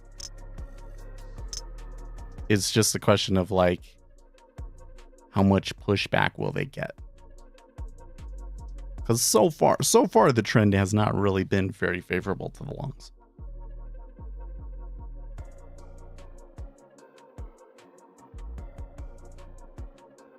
But, you know, this range 30.5 is basically like they haven't been able to get above 30.5 since really the open. Well, for an hour. I guess it's only been an hour. It's one of those days. It's one of those days where it's just a really long day, I guess. And yeah, at the moment, the Treasury's, well, I'm not seeing the low resting liquidity necessarily, but there's definitely like this, hey, we really like that point of control at 29.5, right?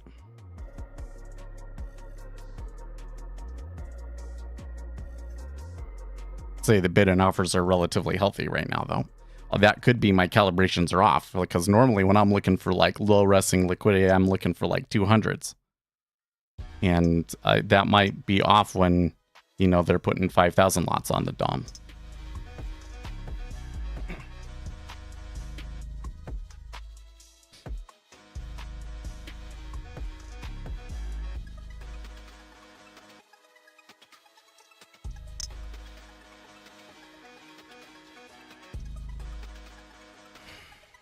And yeah, a lot of clicky click. It's kind of funny because when I started this trade over here in the sim trade in ZN, you know, part of why I did it was because we were getting those clicks and everything. I was like, I should be able to get fills here really easy, and it actually was really tough to get the fills. So why did you choose that entry type?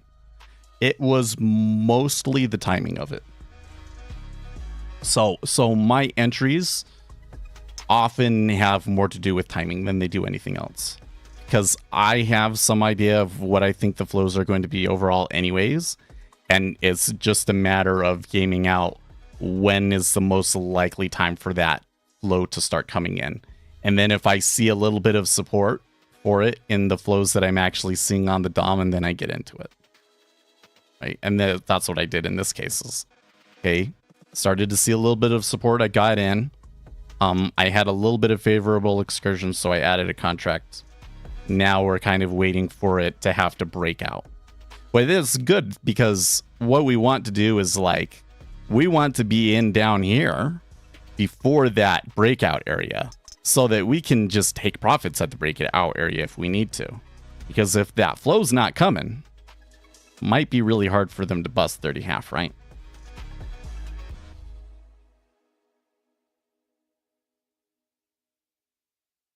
We'll see. There's definitely going to be a lot of technical analysis traders looking at that 30.5 and being like, this is where I want to go short.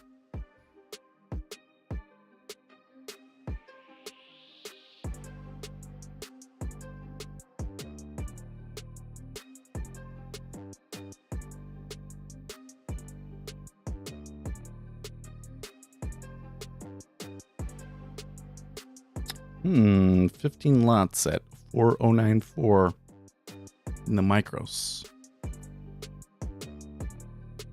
That's curious.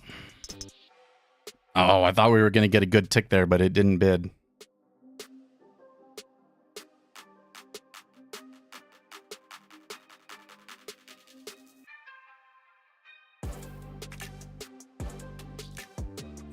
It may just be because the DOM is so much more active and this is so much more like regular trading than it is summer trading. But I just feel like way more keyed into the order flow today, which is a little frustrating because I've been watching it pretty closely. But for most of this session, it's kind of hasn't really actually been doing anything. It's like it's moving around a lot. It makes you think that something's going on, but it ultimately, like, the flow is not really there. It keeps like hinting that there's going to be a flow, but it hasn't come through yet. And see how hard it is to get a strong bid at 30.5? Well, somebody traded 31. That will certainly help. There we go. 15. That's a little better.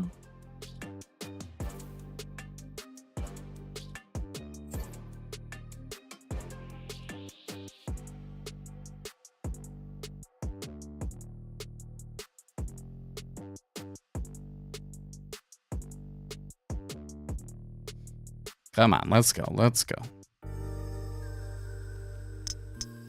No? Well, they fought a little bit.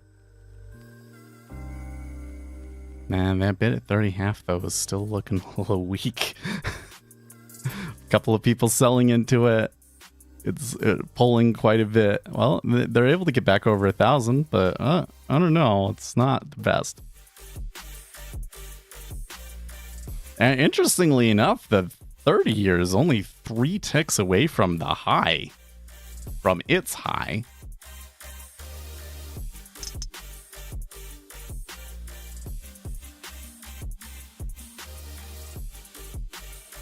$18.72 on bid there. That's not bad. Oh, I should probably take one at 111 because there's going to be a lot of liquidity there. Should probably take one contract off on this sim trade over here that touches that. And that would line up quite nicely with like profits getting $500 on it and everything. Have you guys seen a movie, Trading Places? It's a commodity about trading commodities. Yes, I have it. I bought it on DVD because I'm like, I don't think that this video is going to be around forever. Yeah, it's definitely not going to be around forever. So if you want to watch it, you're going to have to go buy it on video because there's blackface in it.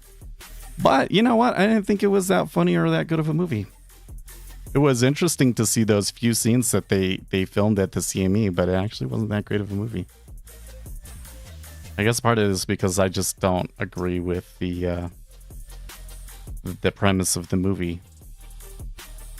Because the premise of the movie is basically that people are strongly influenced by their surroundings, and that, you know, if you're in a surrounding of success, then you'll just be successful. And I feel like that's really a really weak kind of view on like people. Like, that's, maybe you're like that.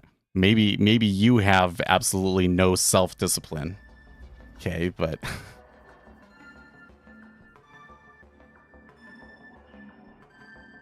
well, that 30.5 went offer, and there's 2,200 on there again, and so it's still kind of looking like they don't really want to break out yet. Now, if they're able to tick back up again and you get a little stronger of a bid, maybe they can go. I would think, though, that any kind of meta order they would be trying to buy here would be trying to play that as much as they could, because they know that technical traders are going to want to like offer resistance there. So you don't want to come in and like put a strong bid on, and because all that's going to do is just cause them to puke, right?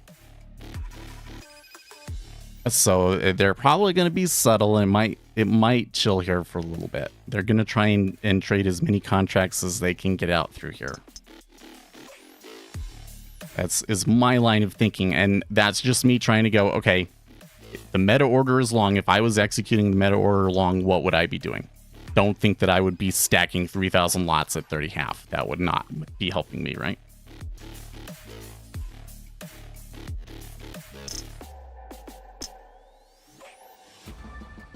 I would want 30.5 to look as weak as possible to encourage as many people to sell it as I can.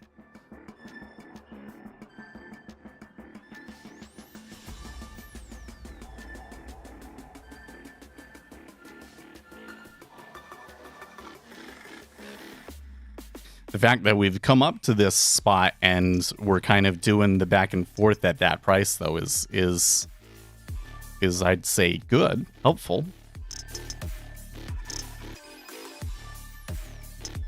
Seems like we're kind of on a knife's edge here a little bit with this trade, though. Like my live trade here, I'm not.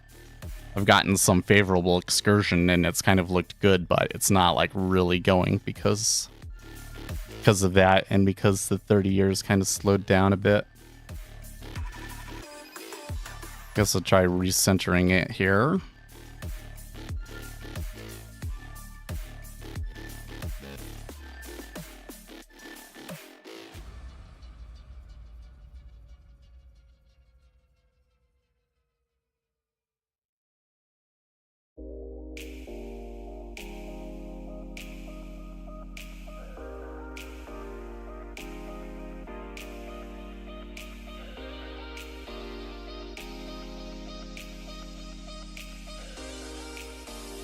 Interesting. Jason Furman.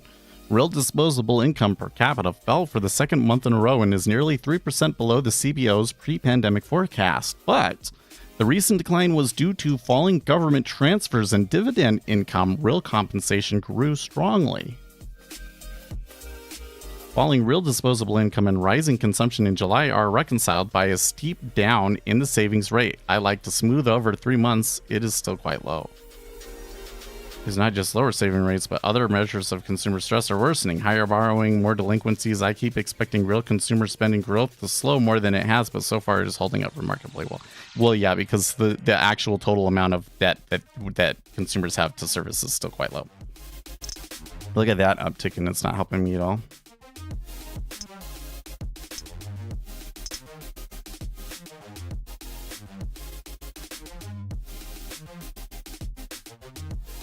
FOMC median forecast was 3.9% for the 2023 core PCE. It would take roughly that at a monthly rate for the next 5 months to hit the forecast. Based on the incoming, the Fed shouldn't raise rates in September. If we're coming in below this forecast, they shouldn't raise again. They continue to think that wage growth suggests a higher underlying inflation rate than we've just seen in the price data, so expect some pickup in core inflation in the 3 to 3.5% range, and the last mile could be harder, but this is all going pretty well for now. There's a bunch of stuff from Mr. Furman, so... Okay. We got a good bid at 30 again. Oh, you know what? I reset things. I need to reset there. Okay. But a good bid at 30 half. 30 half has kind of been the spot. So we'll probably touch 31 again, but we'll see if they can actually get it away from that area.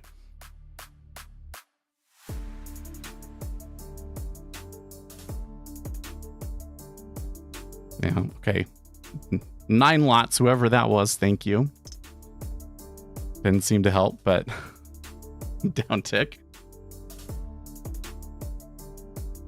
But do you see 1975 there at 30 half? Maybe there is somebody buying it. But the cumulative delta in the 10-year just kind of turned down low, so that's not particularly helpful.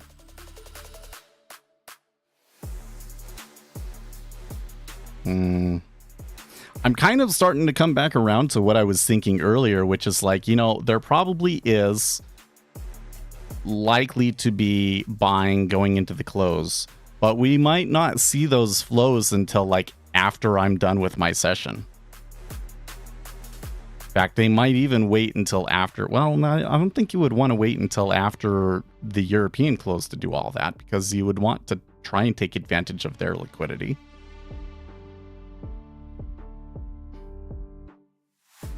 The Europeans are probably likely long because, you know, they had a lot of data over there that was suggesting lower rates. So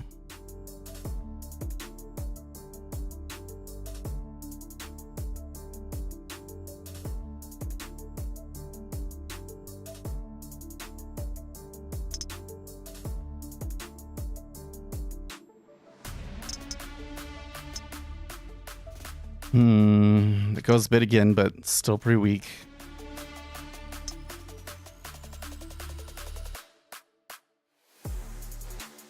Tries to be a little bit more forceful, but they're still not getting a super strong bid.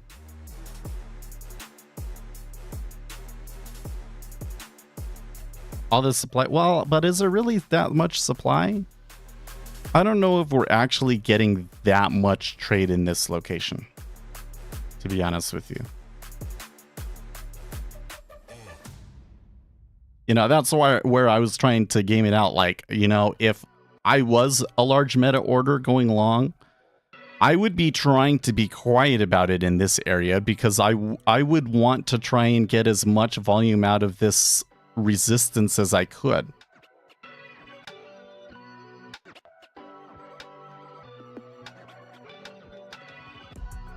If they go south, some folks are likely to get paid, which is usually unlikely. Yeah, well, that might be true. I do think that most of the American session is short, yeah. Although they're short from like around here, so they're really just more break even. Okay, now look, you see that 3,000 iceberg at 30 half. So it's tepid, but signs that buy is out there are there.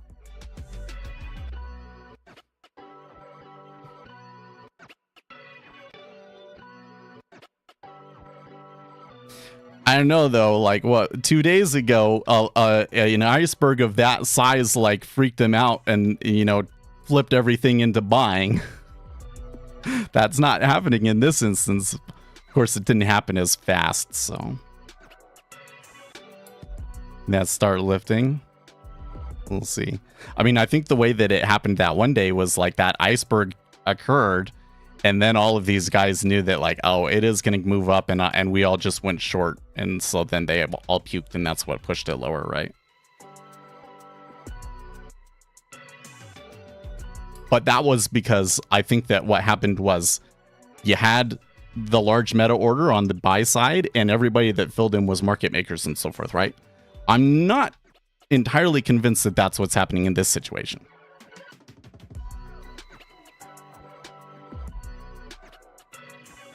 Well, seeing 31 bid and some even trade at 31.5 is encouraging.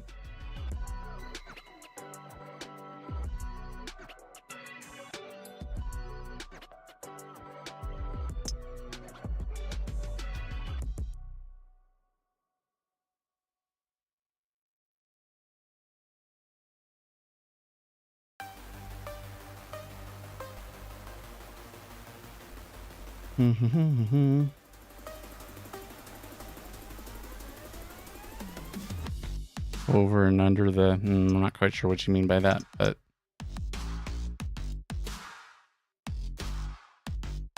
So far, this trend looks okay. I don't really feel like we're getting paid for it.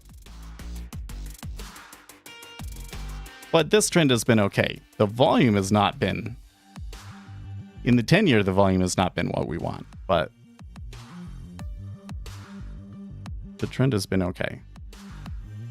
Now, if they continue through here, if they're able to get above 111 even, then you might see those flows like really shift in a strong way, right? But the fact that they were able to fill like a almost 5K iceberg there does kind of say that, okay, there is some supply there, isn't there?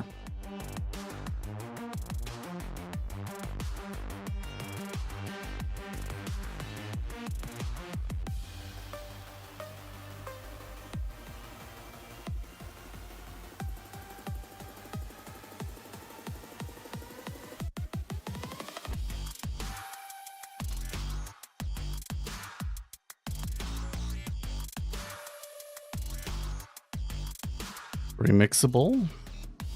That's a new name. Welcome to the stream.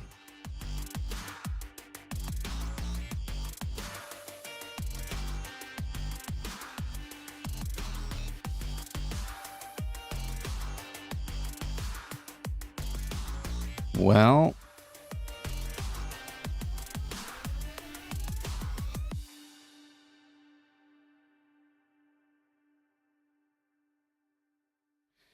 You know, it's hard to know what to say here at this point. It's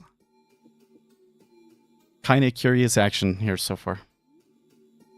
Oh, you watched some of the Dom videos? Very good. Yeah, the order flow series is like, especially those last few videos, like on the stylized behavior of markets in the inelastic market hypothesis. I'm really, really proud of those. So you're getting some really solid empirical information about the market that you're not going to hear anywhere else.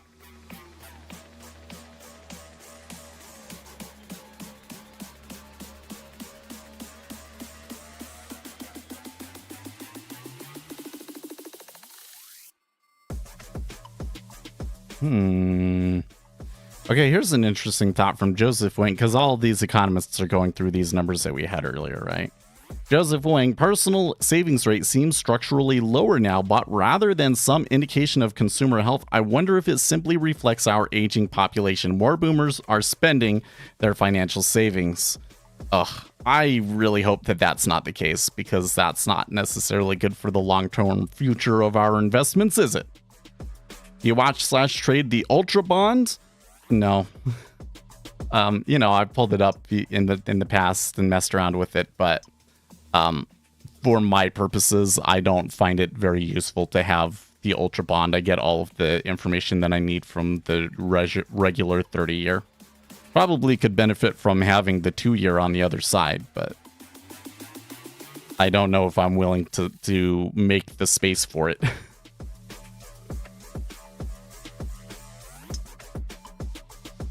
Do you think this rally streak is uncalled? You're talking about in the equity markets? Well, so it's interesting that you phrase it like that. So I believe that I totally understand the flows that are pushing the equity markets up. I anticipate that barring any sort of like super crazy surprise on Friday, that we should probably be able to continue that for at least the next 2 weeks. After that, the risks for the S&P 500 increase a little bit. At least that's what volatility is telling us. So I think I can see based on the positioning and everything else, right?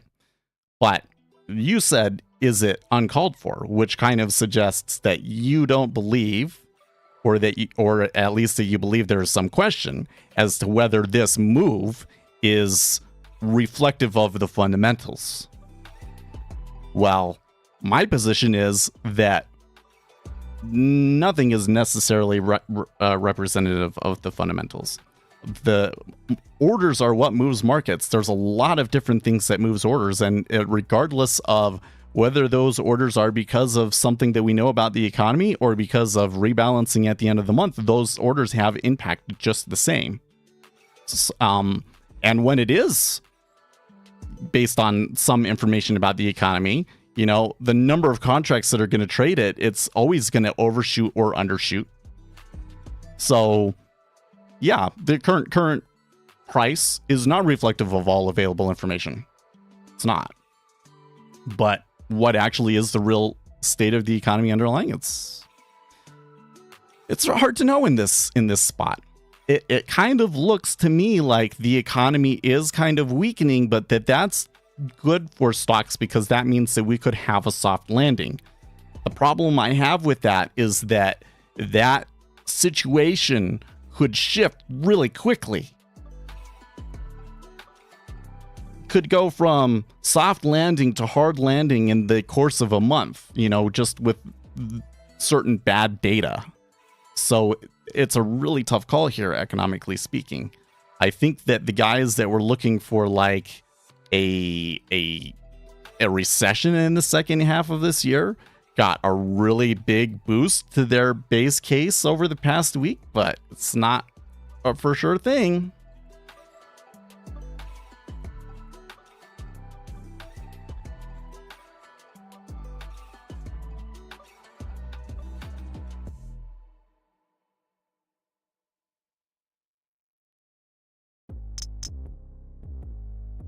Okay, well, you're getting much better bids at 30.5 now.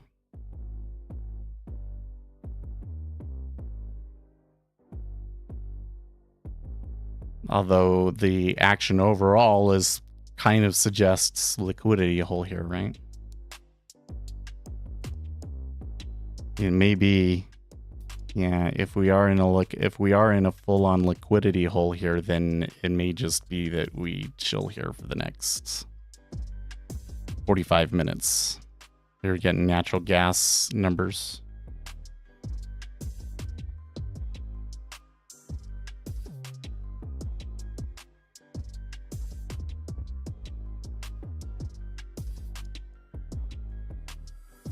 This is kind of turning into, oh, we had that iceberg, but that means that price is stuck.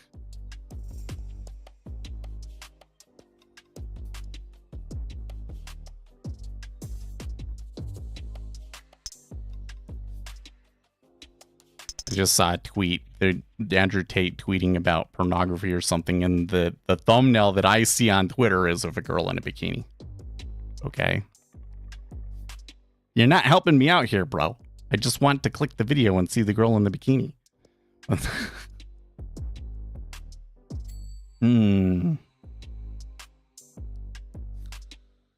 One thing I should know is that normally when we're having this kind of liquidity whole thing, you're going to trade back and forth across the price and you're going to see like low resting liquidity through that.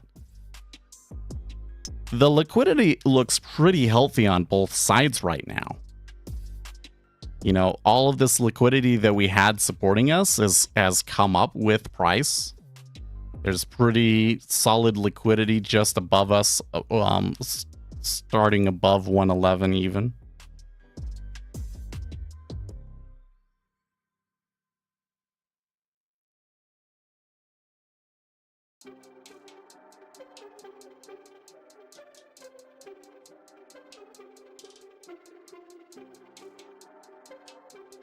We have seen, by the way, that a lot of those guys that ended up filling that iceberg at 30 have puking into 31. I can see that in the cumulative delta now, although not all of them.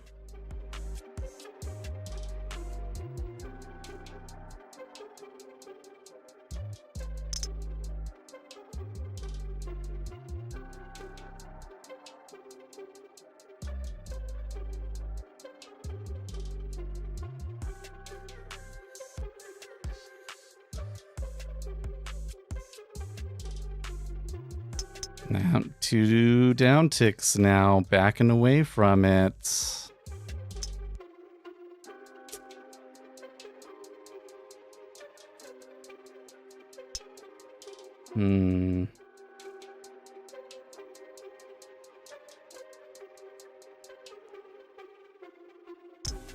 That's actually a little bit odd. It shouldn't be that easy for them to fall out of that range.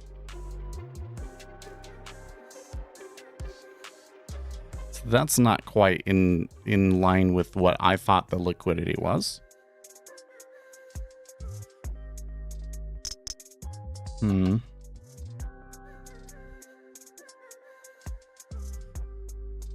Somebody willing to take some bids there, though.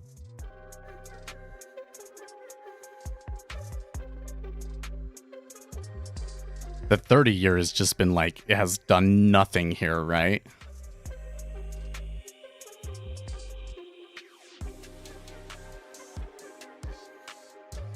I would be really interested to see what happens if the 30-year is able to bid above 22 and go. If it'll really go or not. I kind of suspect that there might be some drama over there if they were able to get above it, because the 30-year has been pretty tight. But that's where there's kind of like that uncertainty about it. It's like, okay, so if they did get above that area, would you actually see an increase in volatility? Or are we in this regime where they really just want to be clamped down on it?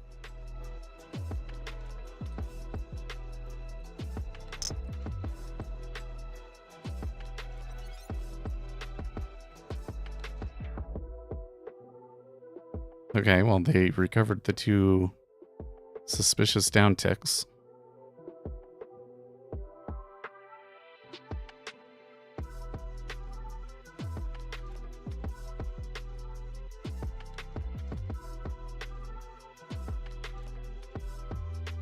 You guys have any Labor Day plans? We're just seeing this story talking about Labor Day.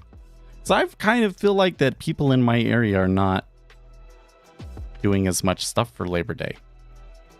It's like people post-pandemic are afraid to make plans. You ever get that feeling? I don't know. Now that they're kind of eating into 22 again in the 30 here, that I'm seeing some more liquidity at 23 and 24.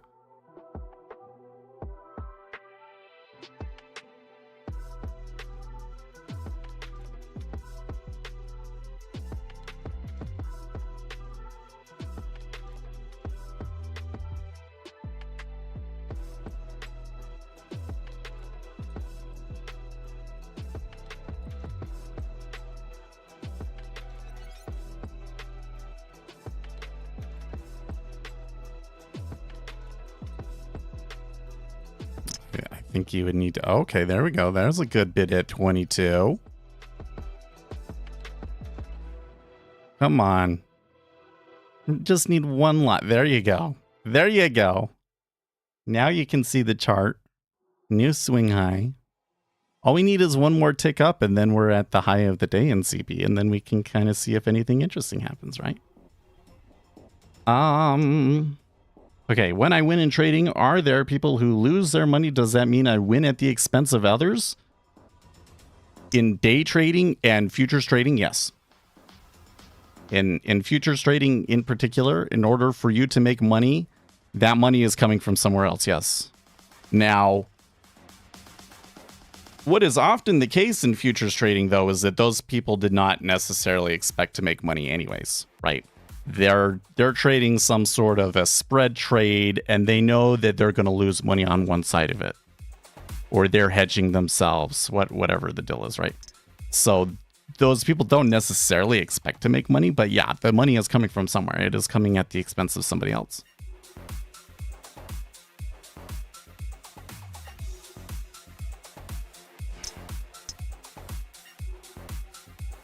Was looking a little exciting there, and then they get smacked down 2 ticks again. They let it fall 2 ticks.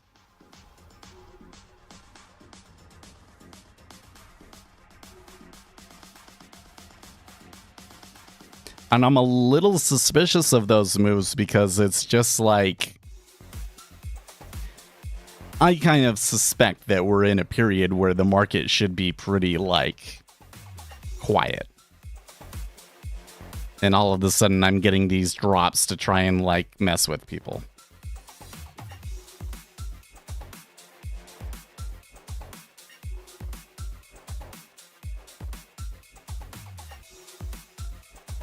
Suppose there could be some longs giving up on the trade, though. Though I doubt... Nah, you know what? Because when I look at this, the Japanese yen is kind of pushing on the downside. It's probably more currency correlation there. That might explain why it's moving so fast on low volume.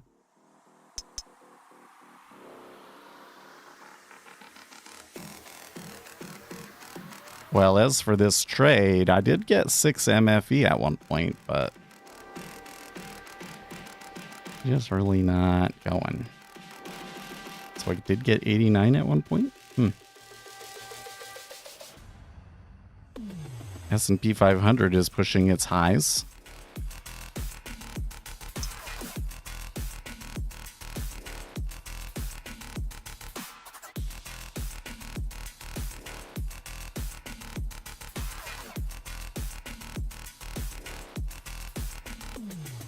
I can feel in my face I'm a little nervous, though.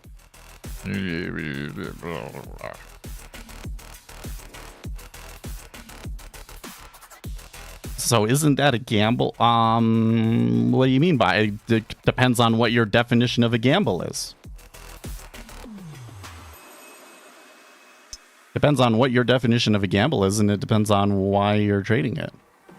If you have information that strongly suggests that there's going to be buyers behind you, then it's not really a gamble, is it? It's really more like you're taking advantage of the other guy that doesn't know as much as you do.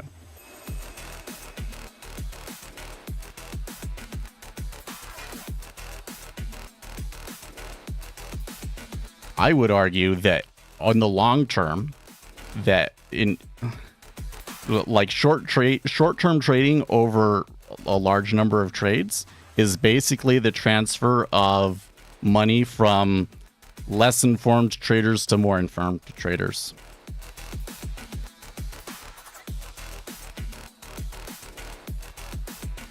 And if you're not informed, then you are gambling, which is to say that you're just taking a trade and hoping luck works out for you because you don't really know what's going to happen. You don't have an edge. So what is the thing that we think we know? Well, it's the last day of the month, and there tends to be buying on the last day of the month.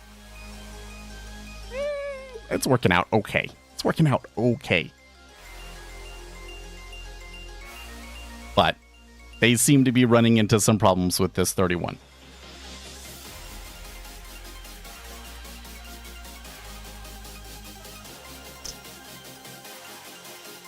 It's not fair. Of course it's not fair.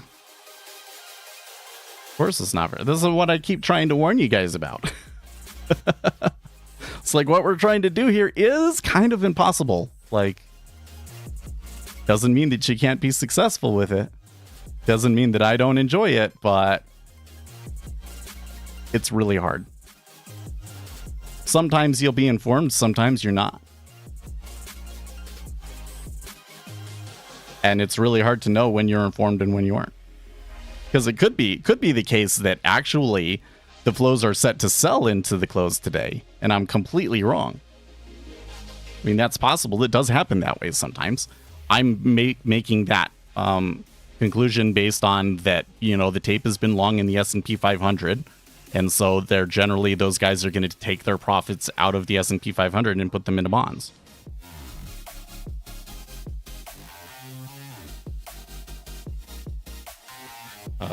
If I have a stop that got broken without the trade taking place and the price gets back up to the stock price, will it act like a limit sell at the stop price, or will it maybe break above?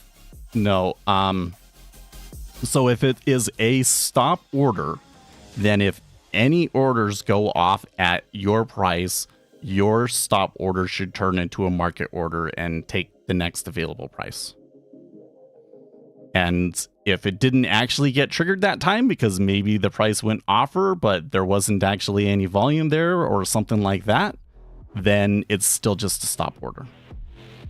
Now, if it's a stop limit, that's a little bit different, because if it's a stop limit, then, you know, if it got triggered, then there would be a limit order there, and you might still be sitting there with a limit order. And if it like goes past you and then comes back, the limit order would still be there.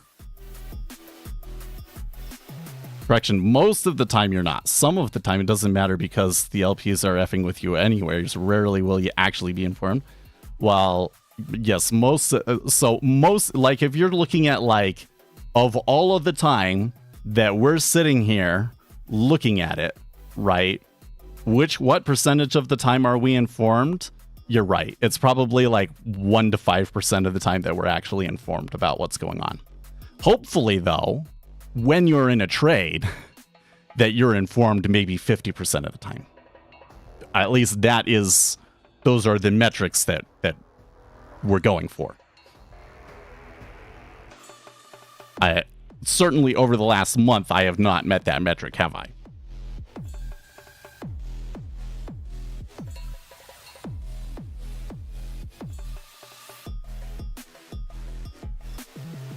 My hope is that I can leave the stop order in place and the price just goes above the stop and trade just... that does not make any sense. I do not understand what you're trying to say. Yeah, most of the time you're just getting ground up by LP algos. That's day trading in a nutshell. But yeah, well, let me put it a different way.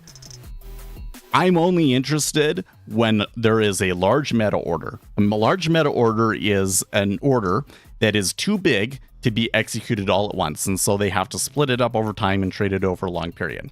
So if there's somebody, they want to buy 100,000 Treasury contracts and they take the whole session to do it, that's a large meta order. When that's happening, I want to know about it, and I want to be going long ahead of them and taking advantage of the trend that is created by the large meta order. Another thing that could be considered a meta order is there was a piece of economic data. Everybody's kind of figuring out that piece of economic data is going to push the treasuries in one direction or another, and so you get ahead of that flow instead. But you know, it's a meta order that's split up amongst multiple people, but they're all trading on the same thing, right? I'm only interested in trading it if there is a meta order out there, and most of the time there is not actually a meta order out there. Well, I'm not sure I could say most of the time, but especially during the summer, you know. And then on top of that, the meta orders have to worry about their impact on the liquidity. And so they kind of have to split that things up. And so you're going to get these periods of about 45 minutes where there's going to be another leg, but for the 45 minutes, it's not going to do anything, right? And then that's where you just get ground up. That's where, like, in this situation right now, that's probably where we're at, is that we were writing a meta order that went from about 5 minutes after the Chicago PMI until the top of the hour. So like that 10 minutes, maybe a little bit more. And now we've kind of reached that spot in the liquidity, and we're just going sideways for, like, how long has it been now? If I were to say that it started at 8:15, so it's been at least 30 minutes. So we still got another 15 minutes before I would feel really confident that the book has recovered. Investing is smart. Well, sure.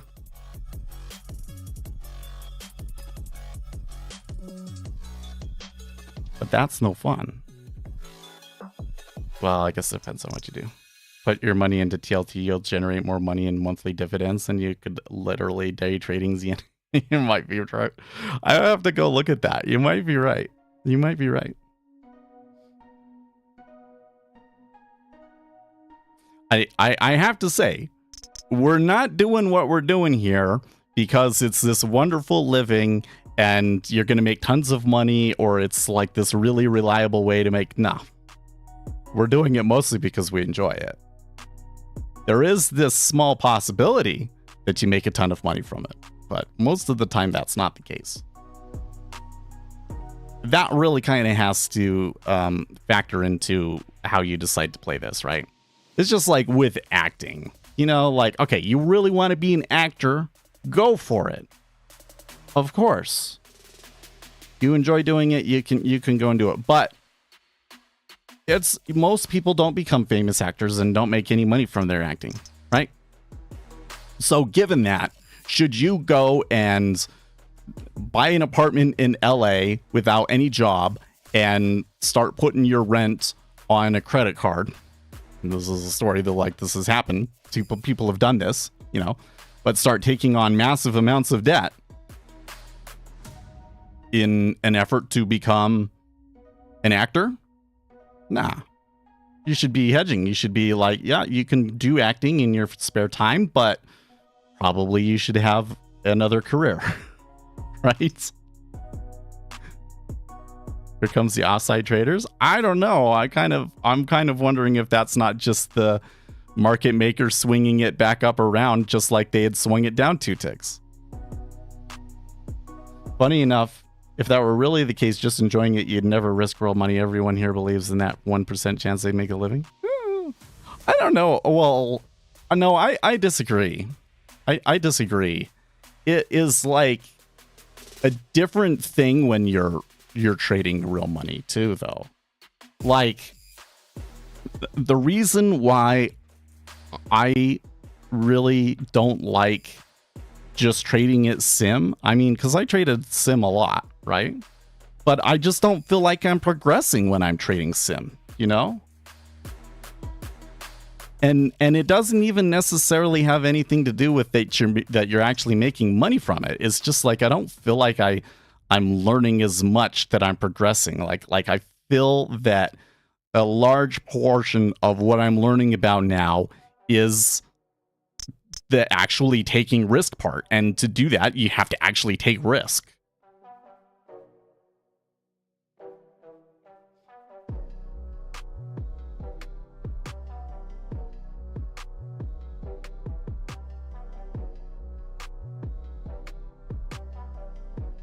No, it's part of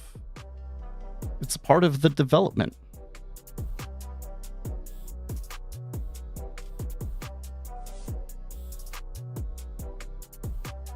You know, I think maybe I never really make significant amounts of money from my futures trading, right?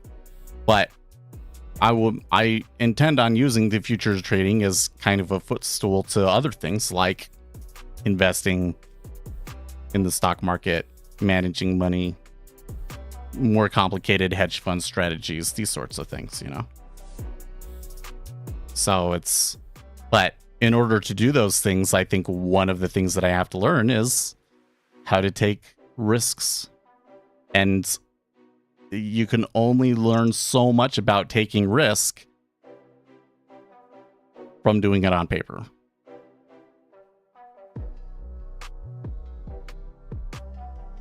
So from that perspective, it's kind of like paying your dues. It's like, you know, paying for your education. Because I do believe that there is this other chance, but it's not that it's the chance that I'll make it all from futures trading. It's that there's this chance that's much higher than 0.001%, that it will lead to other things for me.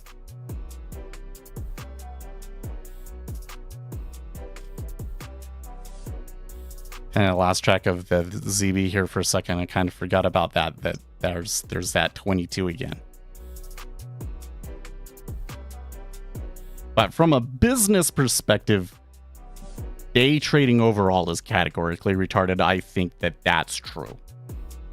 Purely from a business perspective, if that's all you ever intend on doing with it, retail day trading doesn't make a whole lot of sense. Yes.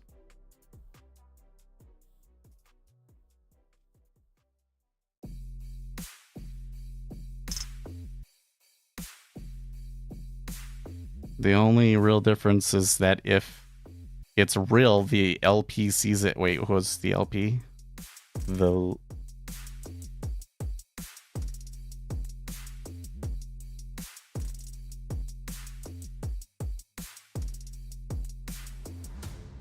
sees it and squeezes it first.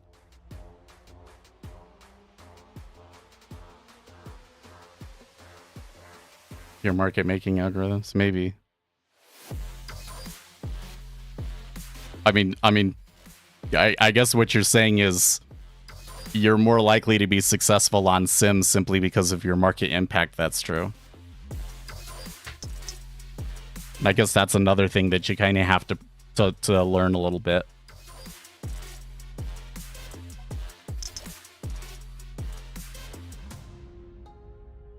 Now that's interesting. We had an iceberg earlier in the day at 30.5, and there was about 4,000 or 5,000 contracts that traded in there, and then there was a lot of trade after that.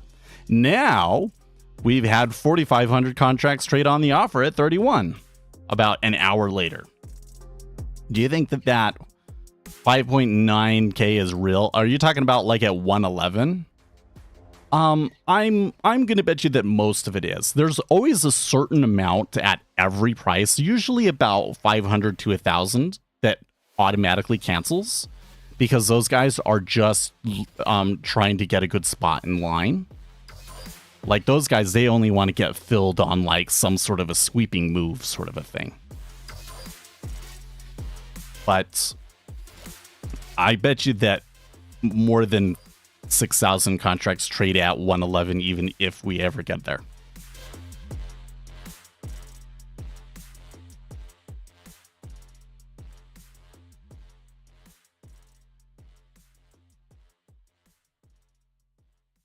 Well, so it goes back to the the rock, paper, scissors thing, right? I should go and make this application so that we can demonstrate this live, right?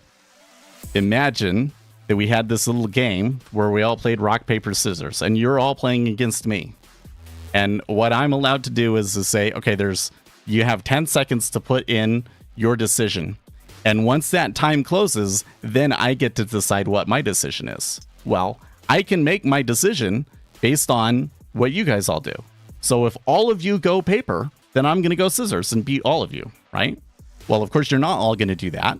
So you're going to want to do something else where, like, if too many people are paper, then I'm going to go over to the other thing. And then if you could see each other, like the other decisions that other people are making, if there's a tally, how many rock, paper, scissors or whatever, then it would probably be that you would all tactically switch randomly so that, it's 30%, 30%, 30%, right?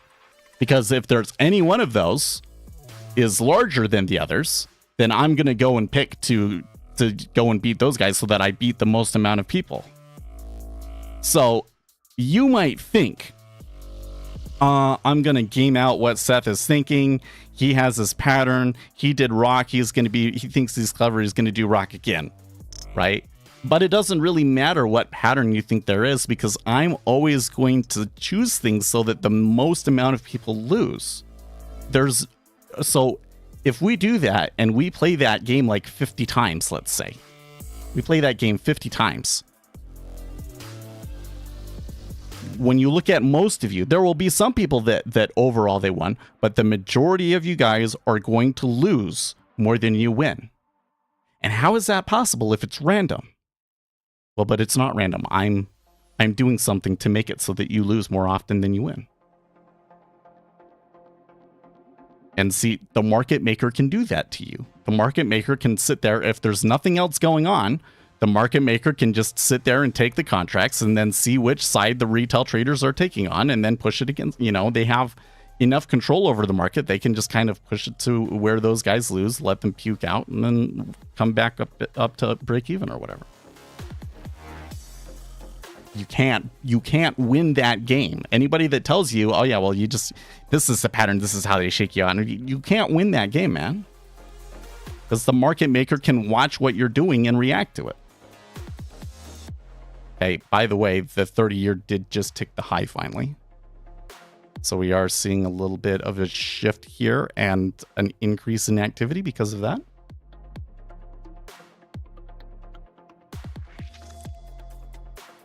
What data feed am I using? I am using Rhythmic through EdgeClear. Oh man, I'm kind of sucks that like we've got to get going just as it gets interesting, right? I need to stop saying right at the end of every sentence. I'm trying to stop doing that because I don't like it, but it's actually at the high in our viewership today too. Thank you guys for watching. And we got 15 likes. I appreciate it. We used to get 15 likes every session, and then I was like, you know what, guys, this doesn't matter. Don't do it anymore. But I appreciate that we're back up there. This is, though, like, it's right as they touch that high in ZV. It is kind of reaching, like, maybe we could go a little bit further and we could see some of those orders in ZB puke. Although it's taken them, they've had to, like, almost completely retrace. If I can come back over here. Chart. Right, we had a big down move here. Down. Opposing meta order of equal size, but it took so long that it just comes back to the same spot. There's only a little bit more to puke out. So was there that many shorts caught in this uptrend? I guess we'll find out. But based on the way that played out, I don't have a strong reason to think that they're there. I just kind of have to see. Do you say right a lot? That's a definite Sethism. I definitely do. I'll say something and then I'll be like, right? Because I'm getting you to think about it and say, okay, was what Seth just said correct? Okay, now we can continue forward with that assumption. But I think that it comes off as I'm unsure what I'm saying and I'm checking with you. It sounds less confident. So that's why I'm trying to avoid doing it. There's an iceberg at 31. And that one, there was remember, there was a 4K iceberg at 31. Now we got a 3K iceberg at 31, and there's 2,000 bid there. So we gonna finally trade my lot here at 111 even so that we can end the stream with a celebration. Is your Rhythmic connected to Jigsaw and Ninja and Jigsaw? No. So the way that I do it is that Rhythmic has something called plugin mode. And if you turn that on in Rhythmic Trader Pro, what you can do is you can connect to data with Rhythmic Trader Pro, and then you can connect both Jigsaw and Ninja Trader to Rhythmic Trader Pro. So you only have one connection, and they're both getting their data from Rhythmic.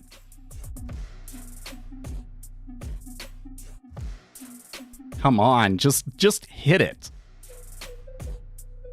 Not even one lot yet. Oh, there's one lot. There's one lot. I'm like I'm pretty far back in the line, though. It's going to take a while for that to get filled if it does.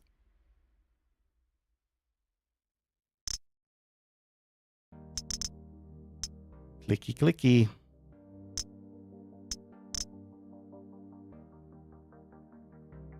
There's a whole 1,000 lots there at 111 that are stacking and pulling, I think. Because it was like at 5,000 at one point, right? Remember, you were saying, is that really going to be there? And I was like, I bet you more than 5,000 trade at that price. Well, I still think that more than 5,000 will trade at that price. But when they actually clear it, I don't know how much it's going to take to clear it the first time. It might only be 2,000 contracts to clear it the first time. Like that 3,400's not pulling, so. But, you know, the key thing to note on that one is what? It's an even number, right? Evens is always one of the most hotly traded prices. Walter, you're late. We got to get going, man.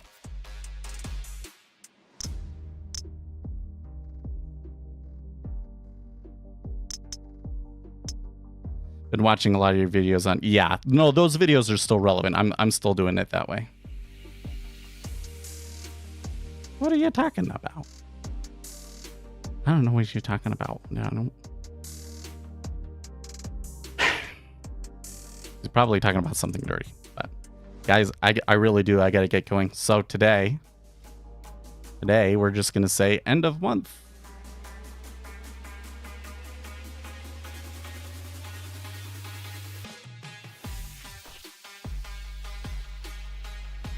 End of month as Treasury liquidity returns.